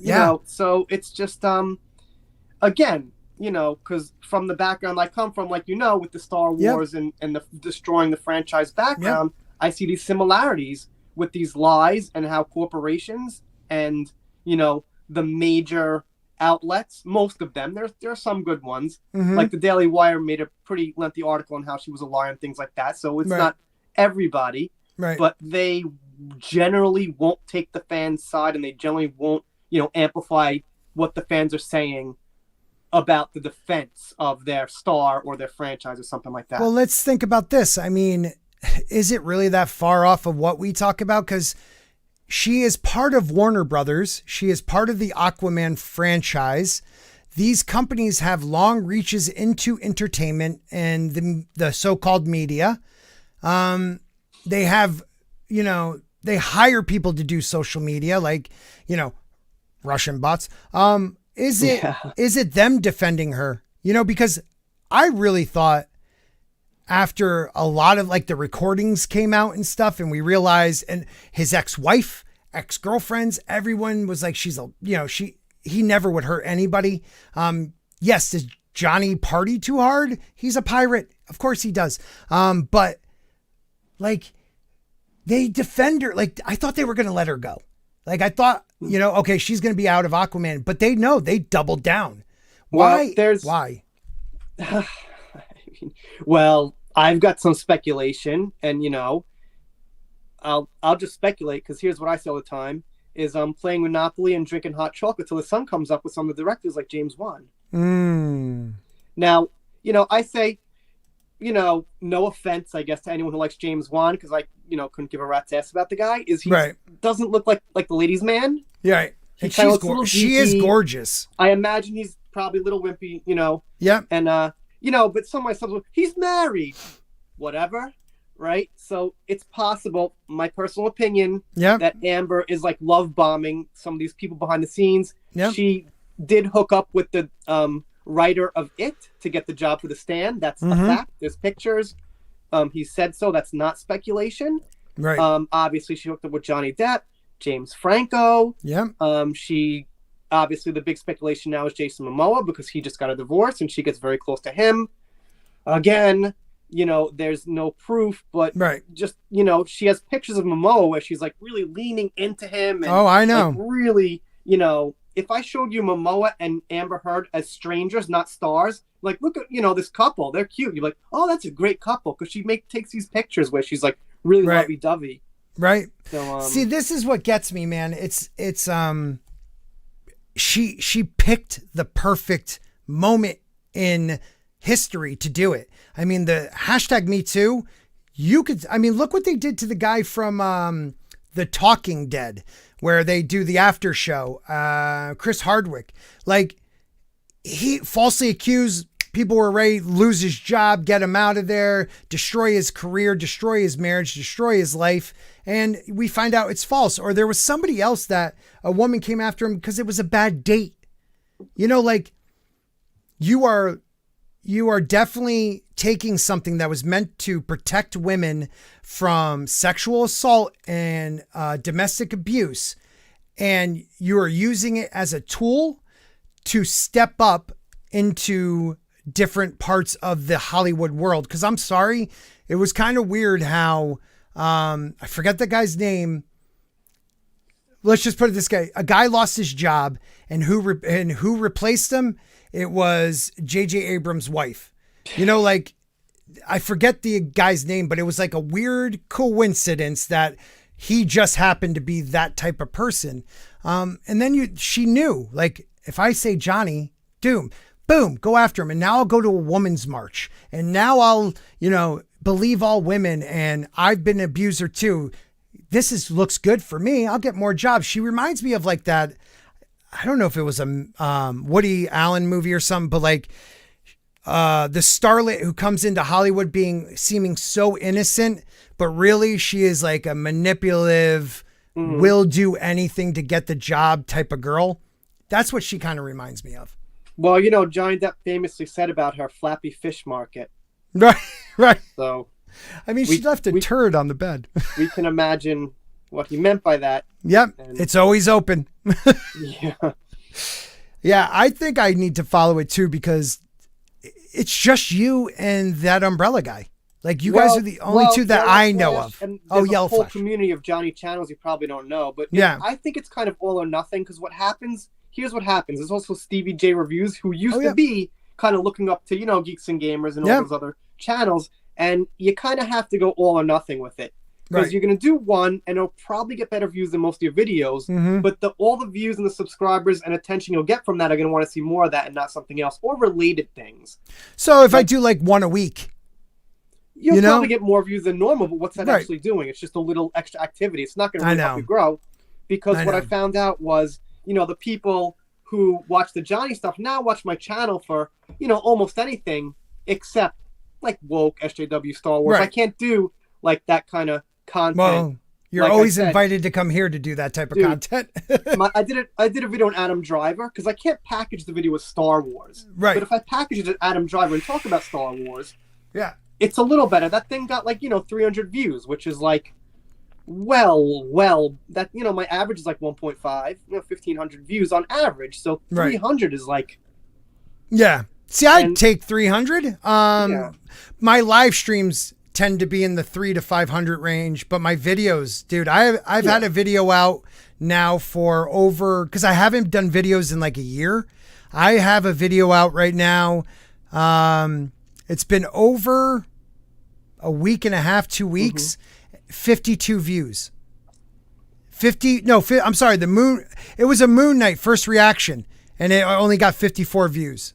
Well, that's because like how many other people did that around the same time? And I was late to it. I was late to it. You know what I mean? Right. So well, that's what Drunk 3PO always said to me. If you're not first, you're not going to. Everybody's going to be watching the bigger guys. It's not only being first; it's also like the topic you cover too. You could be first, but they're not going to click on you first over Geeks and Gamers, Drunk 3PO, World Class. There's a little more to it. That's part of it. I know it feels like being first is important. Yeah. But when you think about the way people watch YouTube, usually people don't watch for 2 hours. Then they see their 5 notifications and they have a choice. Right. Not everybody sees them as they come. People aren't waiting there as they come and clicking on it. Right. So being first isn't as important as you'd think, but it's a factor, obviously. No, you're absolutely right.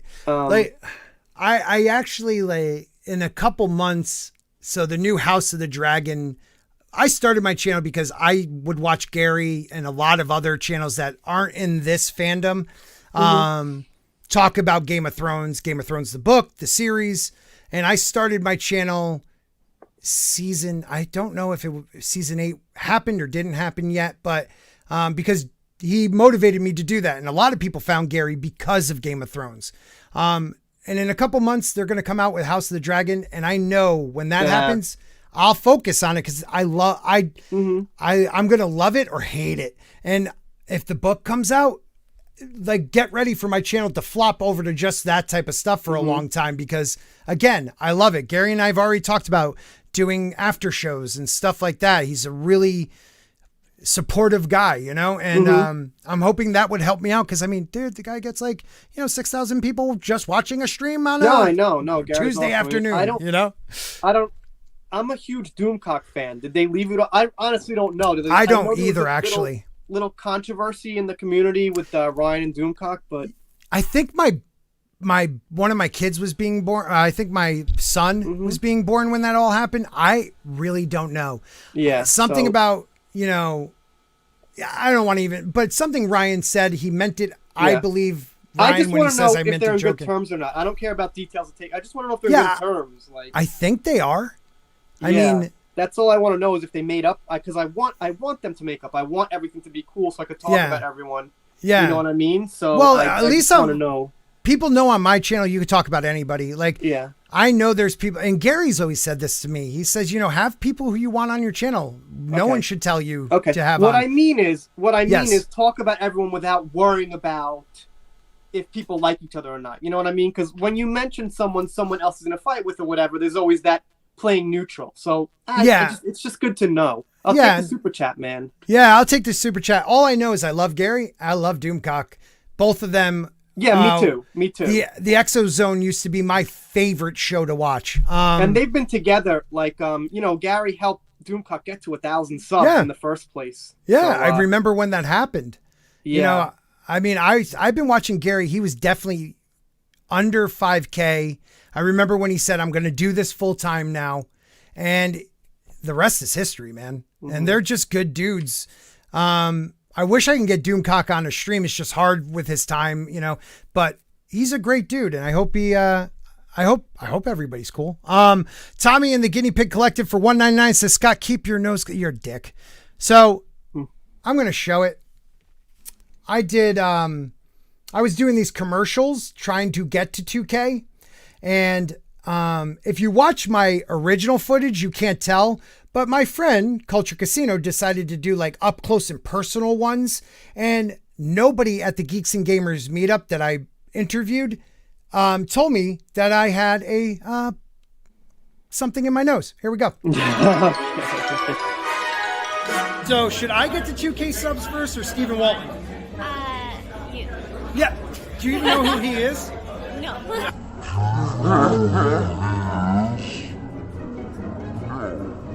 I'm here with Tugs, and we're trying to find out who should hit 2K first? Myself, Sporking this podcast, or Stephen Walton? Who the fuck is Stephen Walton? No one knows. Subscribe to this guy. Oh, thanks. Thank you. Hi, everybody. I'm here with Ryan Cannell. What the fuck? Say my name right, motherfucker. Ryan Kinnell. Ryan Cannell. First person to 2K, myself or Stephen Walton? Well, that's a tough question. It's two very undesirable answers. Right. But I am on Sporking's channel, so I guess I have to say Sporking News Podcast. Do you even know who Stephen Walton is? I do, because he made a video about how you were using me for clout the other day. So I actually watched that. Oh, you did watch Yeah, I that did watch boring ass video. I'm here with Jeremy from Geeks and Gamers, and I have a question for you, sir. Yeah, man. What's up? Who should hit 2K subs first, myself or author Stephen Walton? Who the hell's Stephen Walton?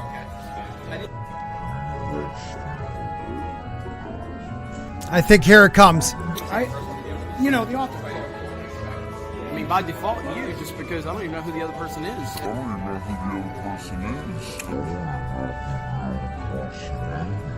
And you're a great YouTuber. You're an amazing YouTuber. You've inspired me. I didn't want to tell everybody You that. inspired me to do better because your stuff is so bad. But Yeah, but in all seriousness, who is Stephen Walton? Someone told me he loved Prey Trees or something like that he wrote, or Wrinkle in a Tree. I don't know. Yeah, I'm not. I can tell you one thing: Geek and Gamers is I not. picked the wrong one. Damn I it. do love Sporking News. Subscribe Minor to leagues. Sporking News. Get him to 2,000 subs. Love this dude. Thank you, brother. My bad. I picked the wrong one. Damn it. It was the one with drunk. Anyways, we'll show it another It's your time. stream, man. I don't know. Yeah, I know. All right, watch this real quick. I'll kill it after you see. Why do I want to show you people this? Wait a minute. I'm done. But just believe me, there was a booger. Riff Mangos for Riff is a channel member with his other. He has two different names. Riff is an original, one of my first subscribers. Followed us when we were in the fourth wave. Thank you, Riff. Love this dude. Hilarious guy. Hail Sporking and Hacker. You're fucking legends. Hacker, I've loved all the Depp and Amber Heard videos. Everybody does. Anytime I bring you up, that's it, man. Well, Scott, I know Riff too. We used to mod for John Talks for a long time. I love John. Man, I miss John. I haven't seen him in a while. John Talks, and Tommy actually. Yeah, I Tommy. used to mod all the time. So Yep. And Riff's been supporting my channel for a while too. So thank you, man. He's got his own channel, by the way. Yes, he does. Guys, please check him out. Definitely awesome dude. Let's see what we got here. Anybody saying anything good? Gary said when he gets to Texas, the Exozone will be back. So they're on talking terms. Victor Fontaine, Wow, that's nice. Sporking. I always stream the dump when I am home. I think you do a good job, and your scatterbrain line of thinking doesn't bother me. Thank you. I appreciate that. And you know what? Like this is new stream I have. I haven't been doing any solo stuffs on Monday. I just decided I have to, like, this is perfect. Me and one other person, so I can like look at the chat. When you have more people on, it's hard to keep up with stuff, trying to like wrangle cats in and not let people speak over each other. But, you know, I'm getting from when it used to be like 10 people watching to now like 50 to 70 people watching those streams. And I'm hoping at some point. That's great, man. That's great. I mean, I find streams are kind of an odd thing because, you know, subscribers obviously help, but I've seen small channels getting much more attendance than really big channels, like with hundreds of thousands of subs sometimes. So it's really a personal thing, you know, about you and how much people enjoy hanging out. Yeah. You can talk. I appreciate that. And it's the truth. Like the people who do watch me they're definitely loyal. Like they are loyal. And if I'm in another chat, they always say hello. And it's a family like thing. They're the Sporkerz. I freaking love these people. Tommy. Is that like a Taco Bell, like the spoon and fork? Yeah. Yeah. Okay. It's see? Yeah. It took me a while to put that together. Yeah. I kind of regret the name now, but whatever. Cause I thought Spork is like a Swiss Army knife of the utensil world. Cause like some of them rebrand it to just you could like make just the initials and then have that like in fine print though. Yeah, like SNP. I was thinking about that. I wonder what people think. I would suggest it. Yeah. Okay. I mean, so the channel name YouTube stuff live, like YouTube advice and shit. I don't know if everyone likes seeing it live, but I do. So ideas, you know. Please let me know why though. Like if you want a general audience, if you think about just the average person who might not be like, you know, a nerd or whatever, or like into our culture, seeing Sporking, they might like, that's weird. Click off. Immediately, people click in 1 second away or off. If they just see, you know, SNP, okay, what's that? Mm-hmm. They don't get a feeling from it, and that's kind of a better thing. Yeah. I think. Okay, so it's like not a reaction actually is a good thing. Right. Now, everybody who knows you knows, oh, he just shortened it. Everyone knows Scott. Everyone knows you anyway. It doesn't matter. But the people who've never seen the channel are going to probably get a slightly quicker, like, positivity from just the abbreviation because they won't have their own preset mindsets about Taco Bell and you know, that joke. So anyway, that's my quick advice. No, I like that. Thank you. And I'm going to think on that because... Can I do a super chat? Yeah, please read this one. Sub to Sporking. Well, I'm sorry. Sub to SNP or aliens will get you. Perfect. That is perfect. I do like SNP. No. I'm sorry to trivialize that super chat. Sub to Sporking News podcast or aliens will get you. Okay, cool. And he's got the little alien. You know, the problem is when you look up Sporking News, it automatically wants to change it to Sporting News. And I didn't think about that when I was making it. So I am actually going to take what you said to heart, man. Well, wait a minute. If somebody makes a mistake, it could be good because a lot of people put in Sporting, and if yours comes up with that, that's not a bad thing. That is true. But does it come up with that? Should I tag Sporting News? Right. I got an idea. I'm just saying sometimes, you know, happy little accidents work out in your favor like that. That's absolutely correct, man. I like that. See, these are the things I got to think about, and I don't know. Like, anytime I talk to Gary offline, he gives me a lot of great advice. Ryan, drunk always. You know, like if we're on a phone call or something. Yeah, I got his number. No big whoop. No, just kidding. He always down to earth, willing to help out, willing to like explain stuff. Because dude, he totally like the way he went about getting 50K was just unbelievable. Because yes, he's part of Geeks and Gamers, but you know, like he kind of did it a lot on his own too.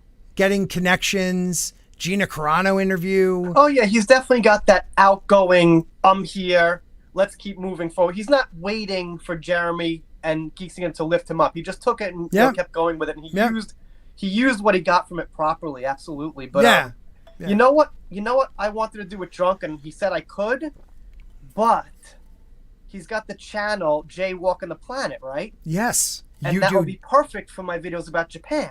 Yes. but I don't want to wear a fucking mask when I make a video. And in Tokyo here, it's like I kind of have to. Yeah. So it's really been holding me back, but it would really be perfect because I know he doesn't upload that all the time, and that would probably be a great thing. Yeah, for he both can. of us. Really? But, well, did you ever think of like doing a bit of it, mask off indoors, and then talking over the video? Yeah, but I want to do it right. I want to I know. really have my, you know what I mean, energy. Like he's done some like that where he's like looking at the piano or the storefront and he talks over it, but I don't know. That's a good video style, but I really want the face cam kind of, energy. Well, You know, he did do a lot with his mask on at Disney and stuff, and still was growing. Yeah, I don't know. I could do it. I just have such mixed. Let me try that again. I have such mixed feelings on masks. I'm with you. Ultimately, yes, you should wear it to be safe. But if it's in a situation where you can use personal judgment, that's safe. I'm just gonna say, and this is my personal view on it. I wish I had a mask right here. I work in a field where, like, if you are doing like a mask like that, you have to be clean shaven. So you might be able to have a mustache, but other than that, no beard. If you have a beard like I do, everything's coming out the side, the top, the bottom. Cotton ones, it's coming straight out. Like surgical's a little bit better. N95s, yes, they do work well, but like a cotton one, they're useless. Like if I had one right now, I'd blow vape through it just so you could see it. And Darius, I will come on your channel, man. We just got to plan it. I would totally do that. Just like, people like Gary and eHacker here does for me, I would do for you. That's how we pay it forward. But yeah, I don't know. Like, we have another super sticker, Darius Münchausen for $149. It is most likely popcorn. How did you get started? I mean, you don't have to give me, because I am going to interview, but I always wondered that because I didn't find your channel till that debate with with Jarbo or Mad Max. And right. so Yeah, I didn't know how you did it. I started after The Last Jedi came out. I was like, I got to talk about, and I was doing the typical, Last Jedi is terrible, which it is terrible. I'm not saying it's hype, it is terrible. It's terrible. It was still, a lot of people were doing that stuff, and that's how I started. Then I branched out, then, Terminator 6 came out, and that wasn't so good, and, it's just started happening. Yeah. What happened to Star Wars just kept happening. Yep. So it hasn't stopped. Yeah, it never stopped. And the sad thing about Game of Thrones was it wasn't a woke thing. No, it was just bad. It was just bad. If they went woke, it would still be very, very irritating and puzzling. But at least you'd know, like, they went woke, and that's why it was. They bad. did at the end, though. They went woke at the end. I mean, if you think about it, it was a little girl who killed the walkers. It was Sansa who decided, what would happen and told her male uncle to sit. Like, it was mostly females who won the show in that final season. Like, the men couldn't get shit done. Well, I mean, they did have Jon stab Daenerys. Yeah. I think, look, there's some arguments to be made. Because, look, I know, like, Arya did that, and I hated it. It was absolutely terrible. Yeah. But she did have that seriously, life-changing training. So you can't say that, like, she just did it like she, at that moment, I'm Arya, Yeah. It wasn't like there was grounding for it, you know what I mean? So I hated it. I'm not saying defending it, but I'm saying at least it wasn't out of nowhere. Like, Rey just picked up and just does this shit out of nowhere. Right. You know what I mean? Well, what kills me, though, is, too, like, it's a little unprecedented how, she was so fast, she got by the line of White Walkers with none of them seeing her. She gets caught by the throat by the White Walker. Usually whatever they touch freezes, but she has enough time to drop I agree. It's undefendable. It was a ridiculous scene, but at least there was grounding and setup for it, not just this woke moment where she has this, unexplainable power. Right. Same thing No, with Sansa. I get that. Sansa was, a slave to Joffrey and the Lannisters. She learned from them. She learned from I forget his name now. The guy, Ramsay. Right, Barlish, whatever his name is. She learned from him, and she used that against him. So at least there's some explanation with these women. Wait a minute, who did she use it against? Which guy? Where was he from? What's the guy? I forgot his name. Pete. What's his name? The guy who Littlefinger? was in love with Sansa's mother. Oh, Littlefinger. Littlefinger. So she Peter. learned from him, and yes.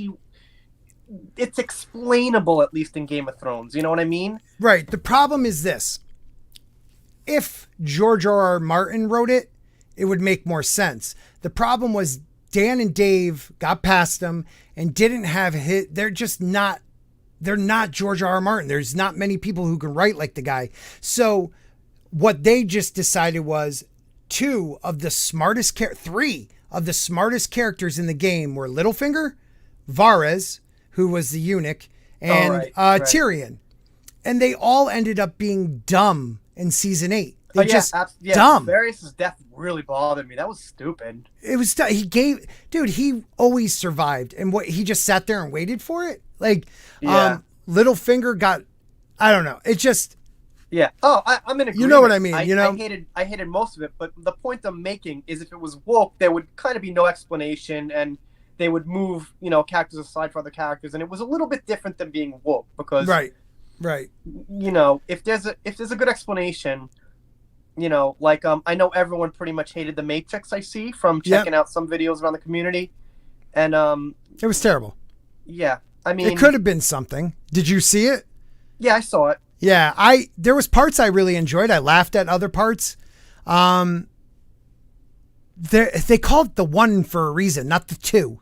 Mm-hmm. You know what I mean? Like her having to fly him out. I don't know. I don't mind her being powerful. It was just like she took over. I get it. I get it. The only thing I would say is there was some groundwork for it where when they work together, these things always happened. Right. Right. Like she kissed him, he got the power. Yeah. He brings her back to life. He touched her. It wasn't out of nowhere. No, and I give you that. That's all I'm saying. To me, she was his motivation. So I get what you're saying. But he was the one, and it just bothered me that you could have kept that. Well, the thing is, there was no one because there was no prophecy. It was a lie. So he was an anomaly. He was. If you take a code for the Matrix, he was the leftover mathematics stuff. So it's like he was like the one of that Matrix with that, but he wasn't the one as far as this legendary religious prophecy coming true. No. It was a little different. But what always blew my mind about that though is if he was this leftover particle, blah blah blah blah blah, is he actually truly human, or is he? Because how would they know this one guy? Is it not him as a person, but when he became part of the Matrix as a baby, it just, okay, all the numbers line up and this one kid right here is going to be the next one. Mm-hmm. Because I don't know. I don't have all the answers. But, because they always looked like him. Here's what I know. A Yeah. lot of people watch The Matrix on the surface like an action movie with some cool plot lines, and they think they got it down, and this sucks, and this is great. But when you watch some of the real Matrix nerds that tear it apart limb for limb, they make some good points I see, this guy who hated the movie said this, but he wouldn't hate it if he knew this. Right. And there's a lot of that going on. Well, now, oh, go ahead. I'm sorry. I didn't mean to cut you off. Bugs. I thought she was really weak. Mm-hmm. But I said this to my friend. I'm like, I don't like Bugs. She's terrible. He's like, yeah, she doesn't bother me. She's not in Neo's face commanding him, and she's kind of modest and looking up to him. So she's not. She appears to be kind of woke, and I don't like it. But she isn't when you look at her character correctly. Yeah, she's boring. She's boring. Yeah. She's weak. I don't like her at all. But she's not quite woke if you take a look at her character. No, what kills me too is that actress. I don't think I like her in anything I've seen her in, but I like her. I didn't like her in Game of Thrones. She was one of the Sand Snakes.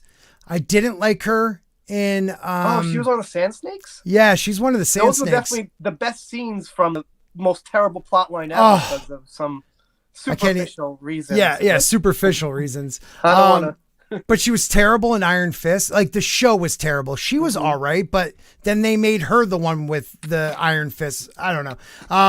I want to show you some. I didn't know. Yeah. That. So, yeah. okay. I'll try to find a picture of that. This is Riff, Riff's other account, the Heathen Jedi, and he became a channel member again. So thank you very much, sir. I got to get one of those buttons that clap. That is awesome. He rocks, man. Nah, you guys don't all do rock. it, man. It's I don't know. Some of those kind of annoying. Kind of corny. They play a clip and it makes me feel like everybody else. I want to be special. You react to me with your individual reaction. If I get a clip, oh hacker, you get the clip. Next person, you get the clip. It's less personal, actually. I do like that. I like that because it is true.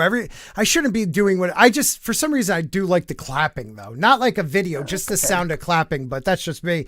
But I get what you're saying. And I don't want to be like anybody else. Because it's me. I'm me. You're you. I'm me. Like you can emulate somebody, but it won't take you far enough because like when you I have to be honest. I just feel like I'm getting something everyone else gets. Oh, are you saying like when a super chat comes up, they throw a clip out? Oh yeah, right. When they read mine, and there's like a sound or a clip that everyone else gets, I'm like, oh, they didn't have to actually interact and think so hard about the answer. They just give the clip, and I respect that. I get what you're saying. I'd rather the person talk to me. Yeah, I'm with you on that. Yeah. Darren said he had a birthday cake flavored ice cream for the first time today, and not even my birthday. I make my own rules, people. Darren is a good dude. He's fighting a sickness, and I hope you get better, brother. I saw Mr. Grant Gregory and somebody else also said, I'll come on, dude, just invite me. We'll figure it out. I'll come on my people's Mac show. just won't log into the internet. I don't know why now. It's really weird, but yeah. What is it doing? I got a MacBook Pro M1. It's brand new, and it's hardwired, and I couldn't get on your show before. Remember? Yeah. It just cut off. Yeah. So I had to use my phone, so I don't know why, but I guess I'll figure it out. I'm so bad. Your phone is really cleared, man. It looks great. I wouldn't know you were on a phone. It looks better than my picture. You know who else was on a phone? Matt Jarbo, I guess, and he said the batteries died right when Jeremy came on the screen. That's what he said. So be careful of these phones, man. Yeah, right. I'd be like, E-Hacker left the minute I brought up something, So ask Matt Jarbo, man. Phones are dangerous. I'll never forget that. What a tool. You know what? I want to ask you about this. I mean, you are a fandom guy. What do you feel? Are you a Lord of the Rings fan?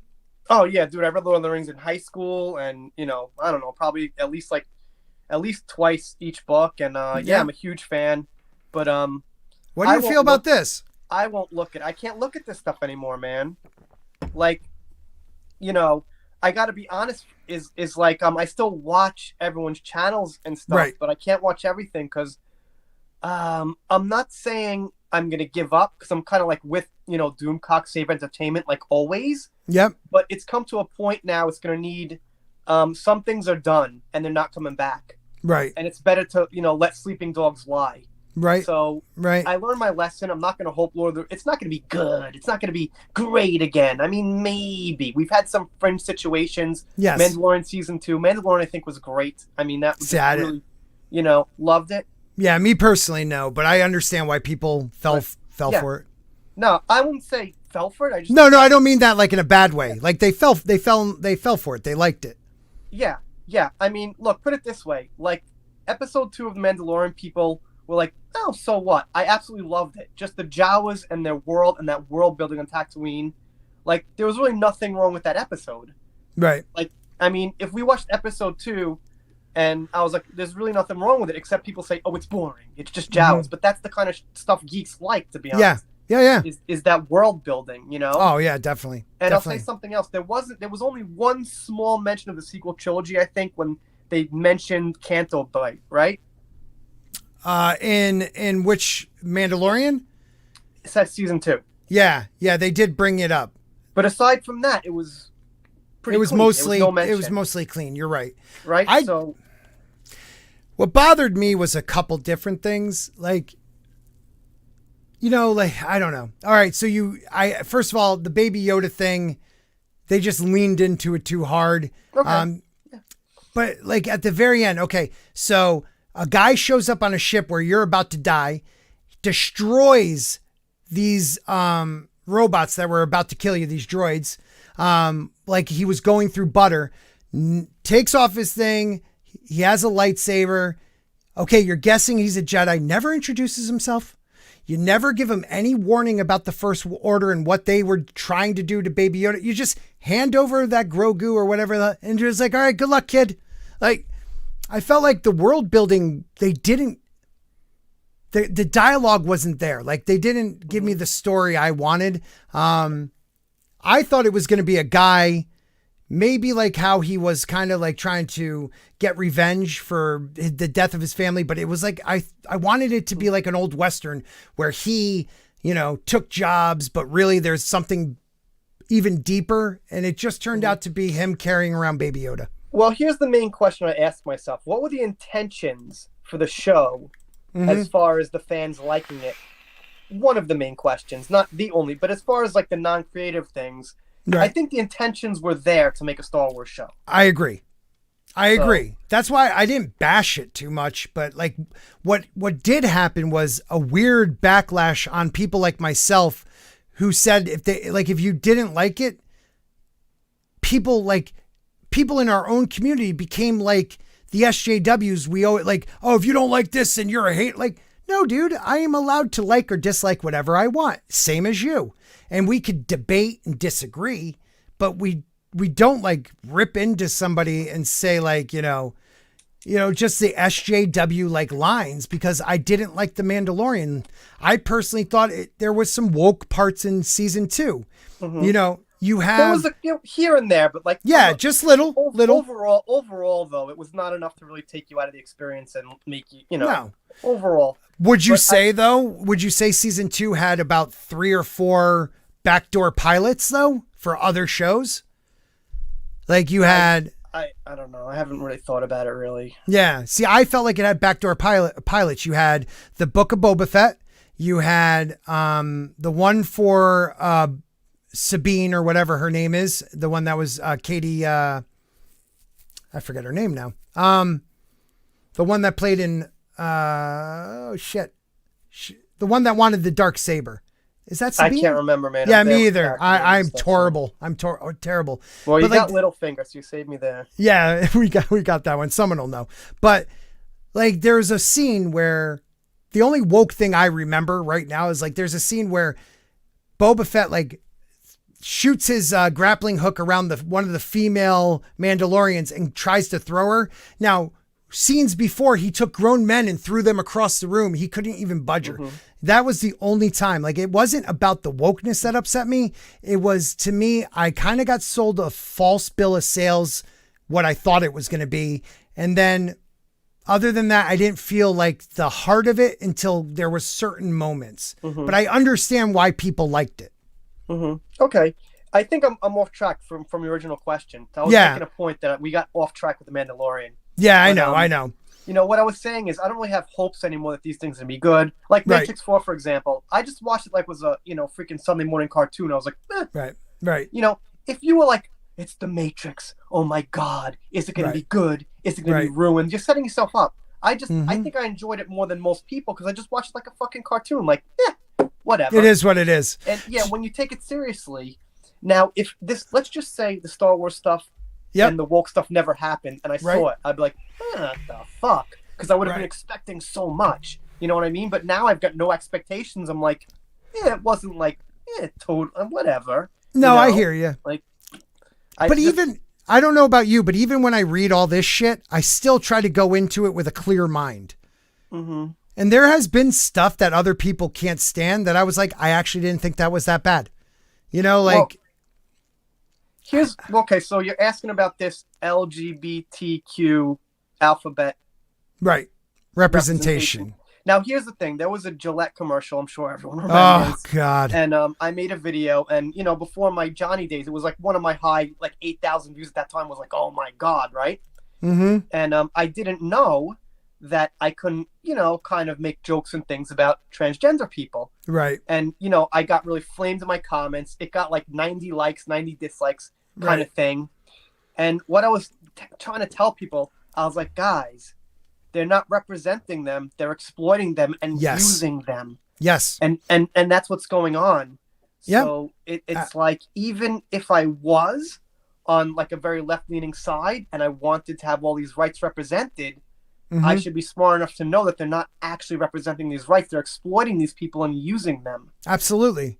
I mean, look at how many companies in the last 3 years now in June, it's like, if you don't show your flag, what do you think they're going to boycott you? Because like you have companies. Okay, look, let's take M&M's right now. They just did this whole, you know, we need to change and update them because, you know, we got to take the go-go boots off the green one. Like you had the candy that literally next to Skittles is a rainbow. Like, but you have to like, you have to show your flag and say, look at us. Like, please make sure we're woke, but we have to show you we're woke. I just think it's ridiculous. Like, well, you know what should happen is that like the New York Post and CNN and all these places should be, well, the M&M, you know, change colors, but they've got lawsuits for child labor for making chocolate. Right. So let's think about, this is my data racer, by the way, because, you know, let's think about how virtuous this company is. Right. They want to put, you know, LGBTQ rights in the forefront, but they have child labor. Oh. Right. Right. So let's compare these companies with the full spectrum. Yes. If we're going to talk about how virtuous they are. Like I know, I have known a few transgender people in my life. I've had a transgender person on the stream multiple times. Kiri Morning? Yeah. Yeah. Well, I think Kiri is the like community transgender everyone knows. Right. That's true. But I've also worked with people that were transgender pre and post op. Like, so they're human beings. Okay. Everybody is different. The idea though, that we change everything for 1% of the population, even some of them will agree with you. Like the most outspoken transgenders that are like, for some reason, everyone's bending the knee to, don't speak for everybody.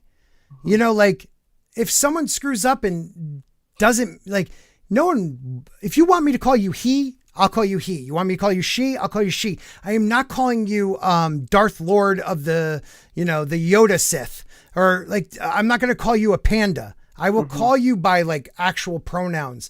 Does that make me, you know, a sexist or, you know, prejudiced person? No, I just think it's dumb and I have the freedom not to say it, but I'll call you by your name. If you want to give me your name, I'll just call you that. Yeah. I just use names because I just don't want to really get involved in it all. You know, like you said, I want to speak my true opinion, but I also don't want to. It's like I don't want to insult anybody. Insult. It's such a tricky word because I don't want to insult anyone, but I want to educate people on how critically thinking people feel. So it's a little bit different, right? Insult is their perception of what I'm doing. Yes, but it's not always what I'm doing. Right. Right. I get what you're saying. And I think you just put it perfectly how they are exploiting. They are exploiting communities to make $1. Doesn't mean they actually support. It's just like, put it this way, and I'm sorry, will go a little political. It's like all these Democrat senators and representatives that talk so much mad junk on Ron DeSantis of Florida, but yet they all go vacationing there, you know, like it's just hypocritical. I'm sick of the hypocrites on both sides. I'll get political. It's just not going to be in my main content headline. Oh yeah. I don't hide anything. I think like I've got over 2,000 Twitter followers and I'll, if I think Trump said something good, I'll retweet it. Yes. I don't care. Right. But it's not going to be like in my narrative with Johnny and Amber. That's going to be that's different. Kind of separate, but I'm not going to hide my opinion. You know. Right. We can't be scared of these people, but you could also be smart because you're trying to create a brand. Yeah, exactly. You've got to walk the line just basically of common sense and, you know, what you want out of making content and, you know, risk and reward basically. So, I mean, and you can support the people who have chosen, you know, to be that unfiltered, you know, microphone, but have made it to that point where they're not getting filtered. You know what I mean? Right. Like a Steven Crowder.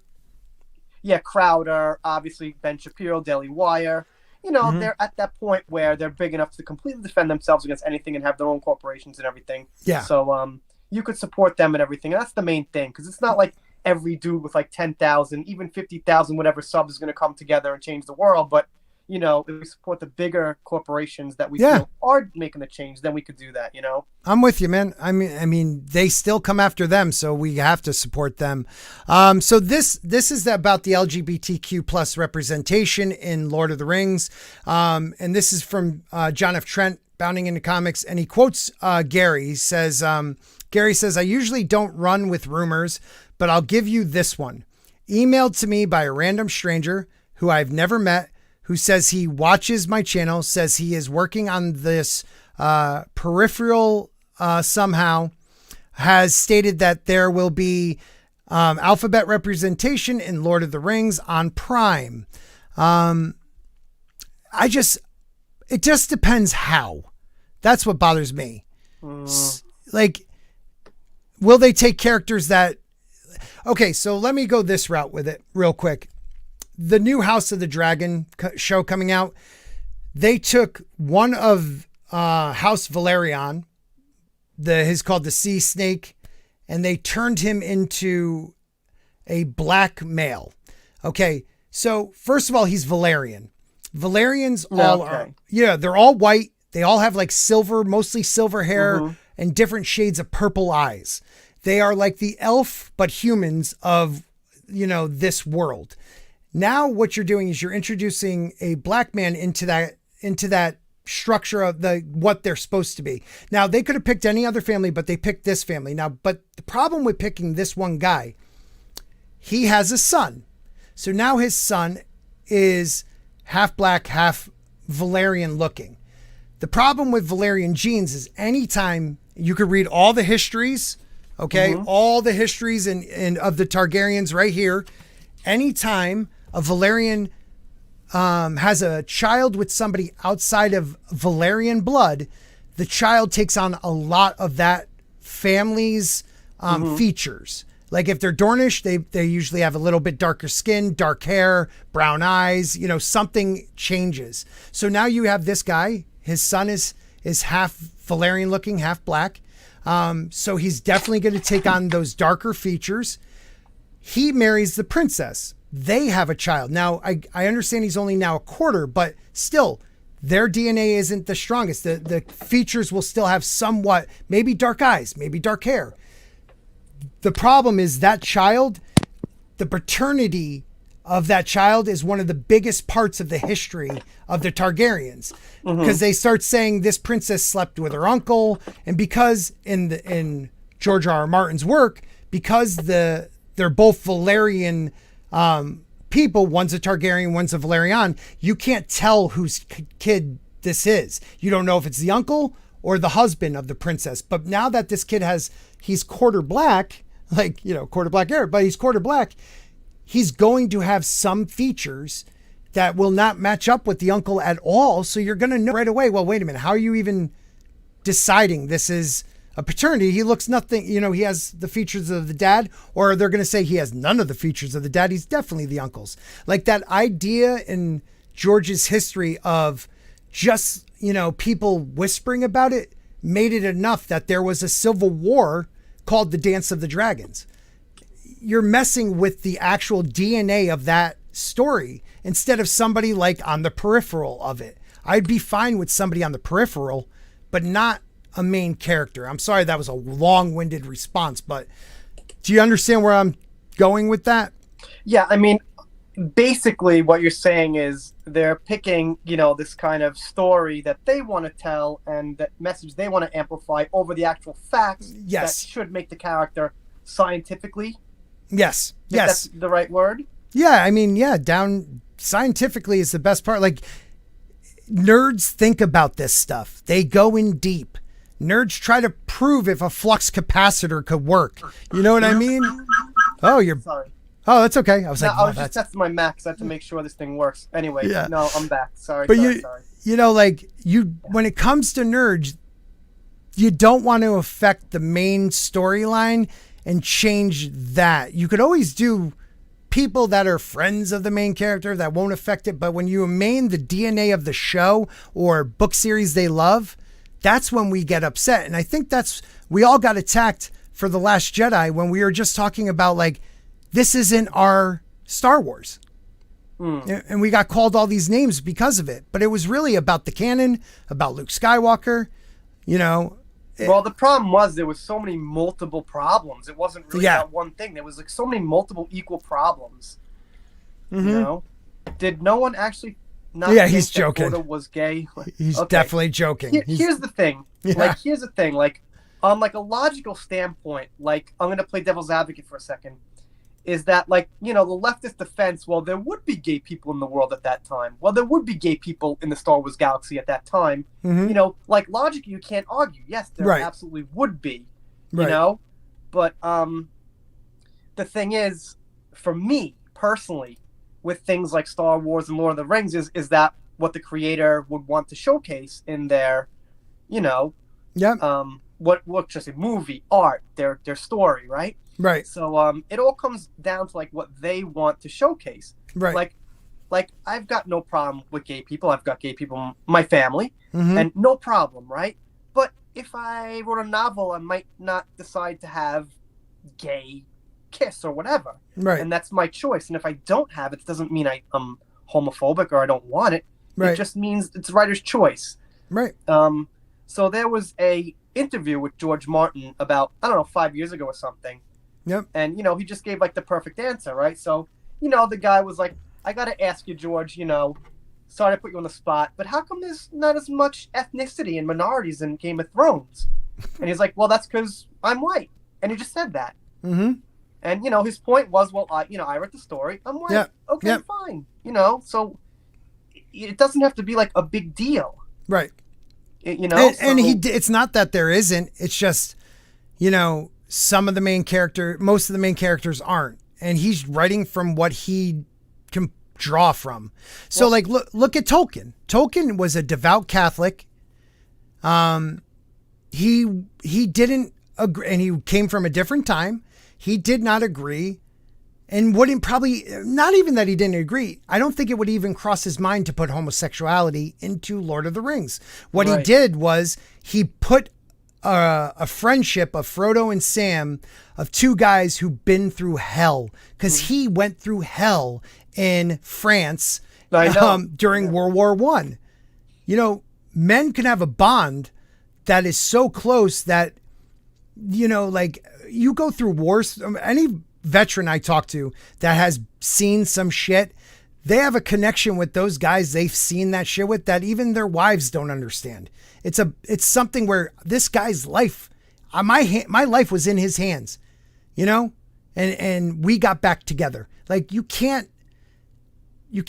just drop that. Now, granted, in the movie, like, Elijah Wood they both gave each other like bedroom eyes. So like, I understand why people are like, oh, they're gay. But like, if you read the story, it's two guys who are going through a world war, and they bonded like no other. Does that make sense? Yeah, no, absolutely makes sense. I don't know. Here's what I'm going to say, though, is that, like, sci-fi is a different beast than, like, medieval and some magical... Yep. I'm not even totally sure, but it seems like Middle-earth is some magical world. We don't know exactly what's beyond the borders, and there's a heaven, there's a hell. It's a magical world of Tolkien's creation, right? Right. So what if he said, in my world, there isn't actually a gay gene? Is that wrong? I mean, can you just say that?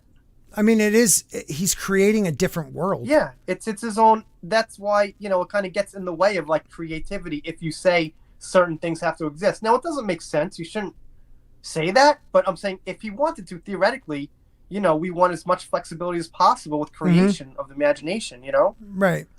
And truly, man, like, either you read it or you don't. That's your decision. Why do we have to put the restrictions on the writer? You're an adult. Well, it's because they know millions of people read it and see it, and they're worried about what those people will think of the messages. You know, it's not all just read it or not. It is out there in your face in bookstores and TV ads and things like that. So I still think if you don't want to, I understand if it's in ads and stuff, it's a lot, but I don't know. I just want to see what they think is wrong. So, I don't know. Dude, I got to get rolling. Yeah. I think I'm like well over an hour here. I just realized that, buddy. Thank you for hanging out this long. I'm going to be wrapping it up in a forever bit. about this stuff, you know. I know we can. So what we'll do is we'll set up a date in a couple, like whenever you're available in the next few months for a Monday interview. I'm not. I'm available in like the next 5 days, and after that, I'm going home. Then I'll be crazy. All right, we'll figure it out. Even Yeah, if we do something at a time that's better for you. Yeah, just hit me up on Twitter. All right, man. But, it is an honor to have you on the channel, though, man. Yeah, I've been I watching appreciate you it, since. It's a good conversation, you know. So Yeah. I appreciate it, man. Well, I'm hanging out for fun, basically. You know, whatever. Yeah, well, I'm glad you chose my channel. I really do, Yeah. man. Like, So. I literally, like, I'm not fanboying or anything, but like, I've been watching you for years now, and it's really cool that we're creating. You want to be my best friend. I think I've been subbed here for quite a while too. You have, You and know, so, yeah. you've been here since definitely under 1,000. So I appreciate that. Yeah, at least somewhere. Yep. It wasn't like the 150 mark, but yeah. No, but you were. I remember you hitting 1,000 at least. Yep. Like, Oh, definitely. Let me just, before you leave, let me give you a second to tell everybody where they can find you. And I'd like to share your info. So let me give you the main screen. Let them know where they can find you. Yeah, my channel's eHacker. You just type in eHacker. I'm doing celebrity news, stuff like that. Giant Debt. Marilyn Manson's going through this stuff right now. And as you guys might or might not know, Jason Momoa got a divorce. And I'm also following some DC news because it's related, like Aquaman 2, stuff like that. Anyway, talk too much. Thank you to Scott. And just hit me up on Twitter, man. You know, so. I don't even know how that just happened. I didn't hit anything. I mean, well, tap me up on Twitter. Well, eHacker, there it is. And this is his YouTube channel. We'll talk, man. Thank you for being here. Peace. Peace, brother. That was awesome. That was awesome. Dude, I didn't expect that. That was really cool. Please, if you are not subscribed, and thank you for the guys who hung out with me this whole time. This has been, I'm really enjoying, this is only my second solo show, but I'm really enjoying it. Like, I get to actually read what you guys are talking about. Let me just, I closed out that article. Does anybody know? You know, I know they said, TT said something about Galandria having a brother because they never said he did or didn't. But do we know who they think the LGBTQ person's going to be? I do know that December comic book sales data appears to show readers are rejecting the woke changes to Superman's son, the new Superman. So once again, go woke, get broke. Like, that's the only way we're going to show these people, like, this is not what we want in our shows. And I think eHacker said it great. Like, for me personally, you shouldn't be able to force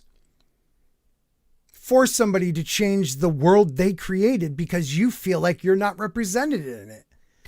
Like, come out with a story about, you know, something in between, I don't know, Game of Thrones and Lord of the Rings, but have only no white people in it, no straight people. If it's good content, I'll watch it.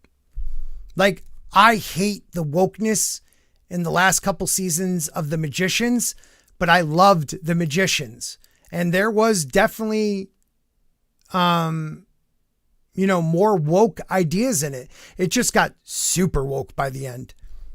Amazon has the right. Oh, I think I read that. Amazon has the right to create anything that does not contradict the books, but as Tolkien never said Galandria did not have a brother, they can now create one. That's so dumb. Is he going to be gay? Is that who they're going to make gay? The brother? I should probably read this. Hold on. If you guys want to hang for 1 or 2 more minutes, I just want to see where this goes. All right.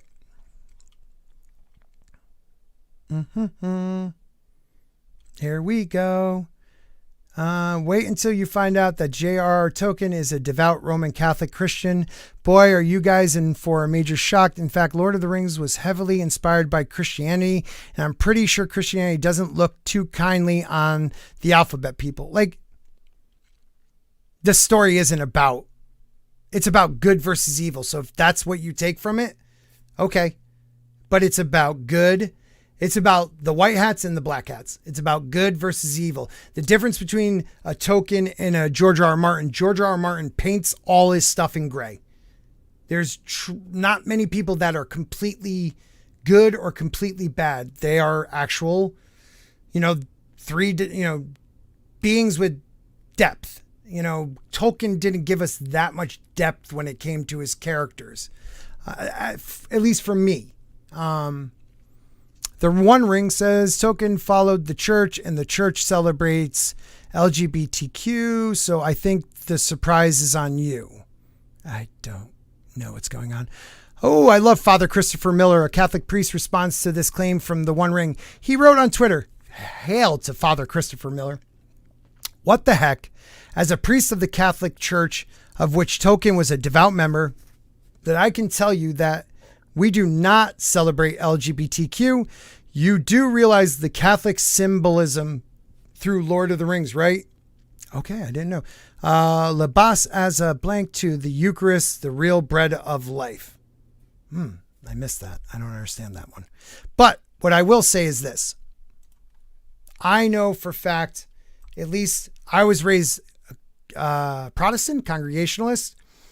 And what we were taught was to judge nobody. Like, it's not our people will be judged in the afterlife. I don't really follow it anymore, but like, you will be judged by God, not by man. So it is not my right to judge you for how you live your life, but I judge you by the content of your character. So if you're gay and awesome, you're awesome. If you're gay and a dick, you're a dick. That's how I see it. Same with straight, same with, Asian, black. I don't care what you are. If you're cool, I'm cool with you. If you're not cool, I'm not cool with you. That's kind of how I see it. I'm going to keep reading a little bit. The Catholic Church teachings. Oh my God, we're going to teaching? Okay, we're not talking about teachings. I just want to know if we know what they think the character will be. The One Ring, Middle Earth, blah, blah, blah. So the one gay elves canon, Tolkien gay elves canon. What? To speak of Quinn love, which men might call friendship, but for the greater strength and warmth and permanency with which it was felt by the Quindi, was represented by Vimel. This was primarily motion or inclination of the fee, and therefore could occur between persons of the same sex or different sexes. It included no sexual or provocative desire, though naturally incarnatus, I don't know what I'm saying. The difference of sex altered the emotion, since sex is held by the Eldar to belong also to the Fia and not solely to the Hora, and is therefore not wholly included in procreation. Such persons were often called Melatorini, love brothers, and love sister. Okay. I don't know if that means gay or straight. I don't care. Right-wing Tolkien fans. Amazon is going to ruin Tolkien with their gay and lesbian elves. Tolkien, the correct term is Quenya or Melator. Yeah, but it leaves out sexuality. There's nothing about sex. Therefore, it could occur between sex, but it includes no sexual or procreative desire. So are we just saying, like, you're having one of those mentally cheating type of relationships? I don't know. Okay, the screenshot states in the matter of the elf. Okay, I'm not going over that again. Okay, Love Brothers. Yeah, we talked about Love Brothers. There's something else about I'm done. My brain hurts. Someone let me know what the hell all that meant. Yeah, my brain hurts. Katina says, raised as a Southern Baptist here, but I like to think I am a little more open-minded when it comes to a lot of things, and then to other things a lot, and none of my business. Okay, so let me just say this. Agreed. I don't care who you want to fall in love with, but to try and make Tolkien-based version of Game of Thrones, right? That's really what they're doing. They're using whatever. See, this is what eHacker was talking about. The corporations really don't. I'm sorry. Do they really care about gay and? My opinion, they don't. They care about money. And everybody's looking for the next Game of Thrones. So what is the closest thing is Lord of the Rings, because that's what he kind of based his world off of. He said, I always thought about what were Aragorn's tax, rates, what were this or that, so it started that way. I get that. But the idea that they're doing it for any other reason that they know it'll make news, it'll make money, it's not about representation. It's about, okay, if we represent these people, even if these people hate it, they're going to hate watch it. And we might get, if we're good enough, we might get these, normie fans to actually bite into it. Because look at what Game of Thrones did. And they had a lot of crazy shit going on there. That's all this is. You're absolutely right. I don't know. Attacking a man who's dead, who can't defend himself. Waiting till his son Christopher, who was like the gatekeeper, waiting till he died to do all this. I just think think about that. This is a man's legacy, and you're just first trampling on the man who wrote it. He comes from I frigging hate when people take today's, social norms and put it on somebody who lives 100 years ago and judge them on that. People that put it on the founding fathers. Oh God, you people are going to hate me, but I don't care. Yes. George Washington, Thomas Jefferson, they had slaves. They were men of their time. They knew it was wrong, but economically they were conflicted men. That's why they left it out, because they knew they would never get the southern states if they put in everyone free, but they left it so that future generations could change what they could not at that time. And, less than 100 years later, they did, and it was bloody. But the idea that that's all George Washington is, that kills me. The man defeated the greatest army and navy on the planet at the time, had his own army, and gave power back to the people. There are not many generals of rebellions that do that. I can't think of one off the top of my head. There may have been one, I don't know. Gladiator. No, just kidding. But really, I can't think of one. They created a government based on ancient Greek philosophy and a little bit with their, secret organizations. But their idea of allowing us to change it as we go on, checks and balances, these men were great thinkers, great human. They were ready to give up their lives for this country and the chance at freedom. And we're ripping down statues of them and putting up statues of a freaking drug. And I'm a drug addict, but there should never, I'm in recovery, but I should never be up in a statue. There's no reason. I've never done anything great on a world platform. If just because I died in a horrible way, that doesn't, no, I'm sorry. You could find and go down this rabbit hole, find the new 5 things we found out about Martin Luther King. He has done some, from FBI notes and stuff, some really horrible shit. Does that change what he did for the civil rights movement? No. Is he a human being that made some mistakes? Some really shitty ones that, at least if I'm reading this correctly, really shitty ones. But yeah, he did. It still doesn't affect what he did for history. I don't know. You rip down a statue of Abraham Lincoln that free slaves put up.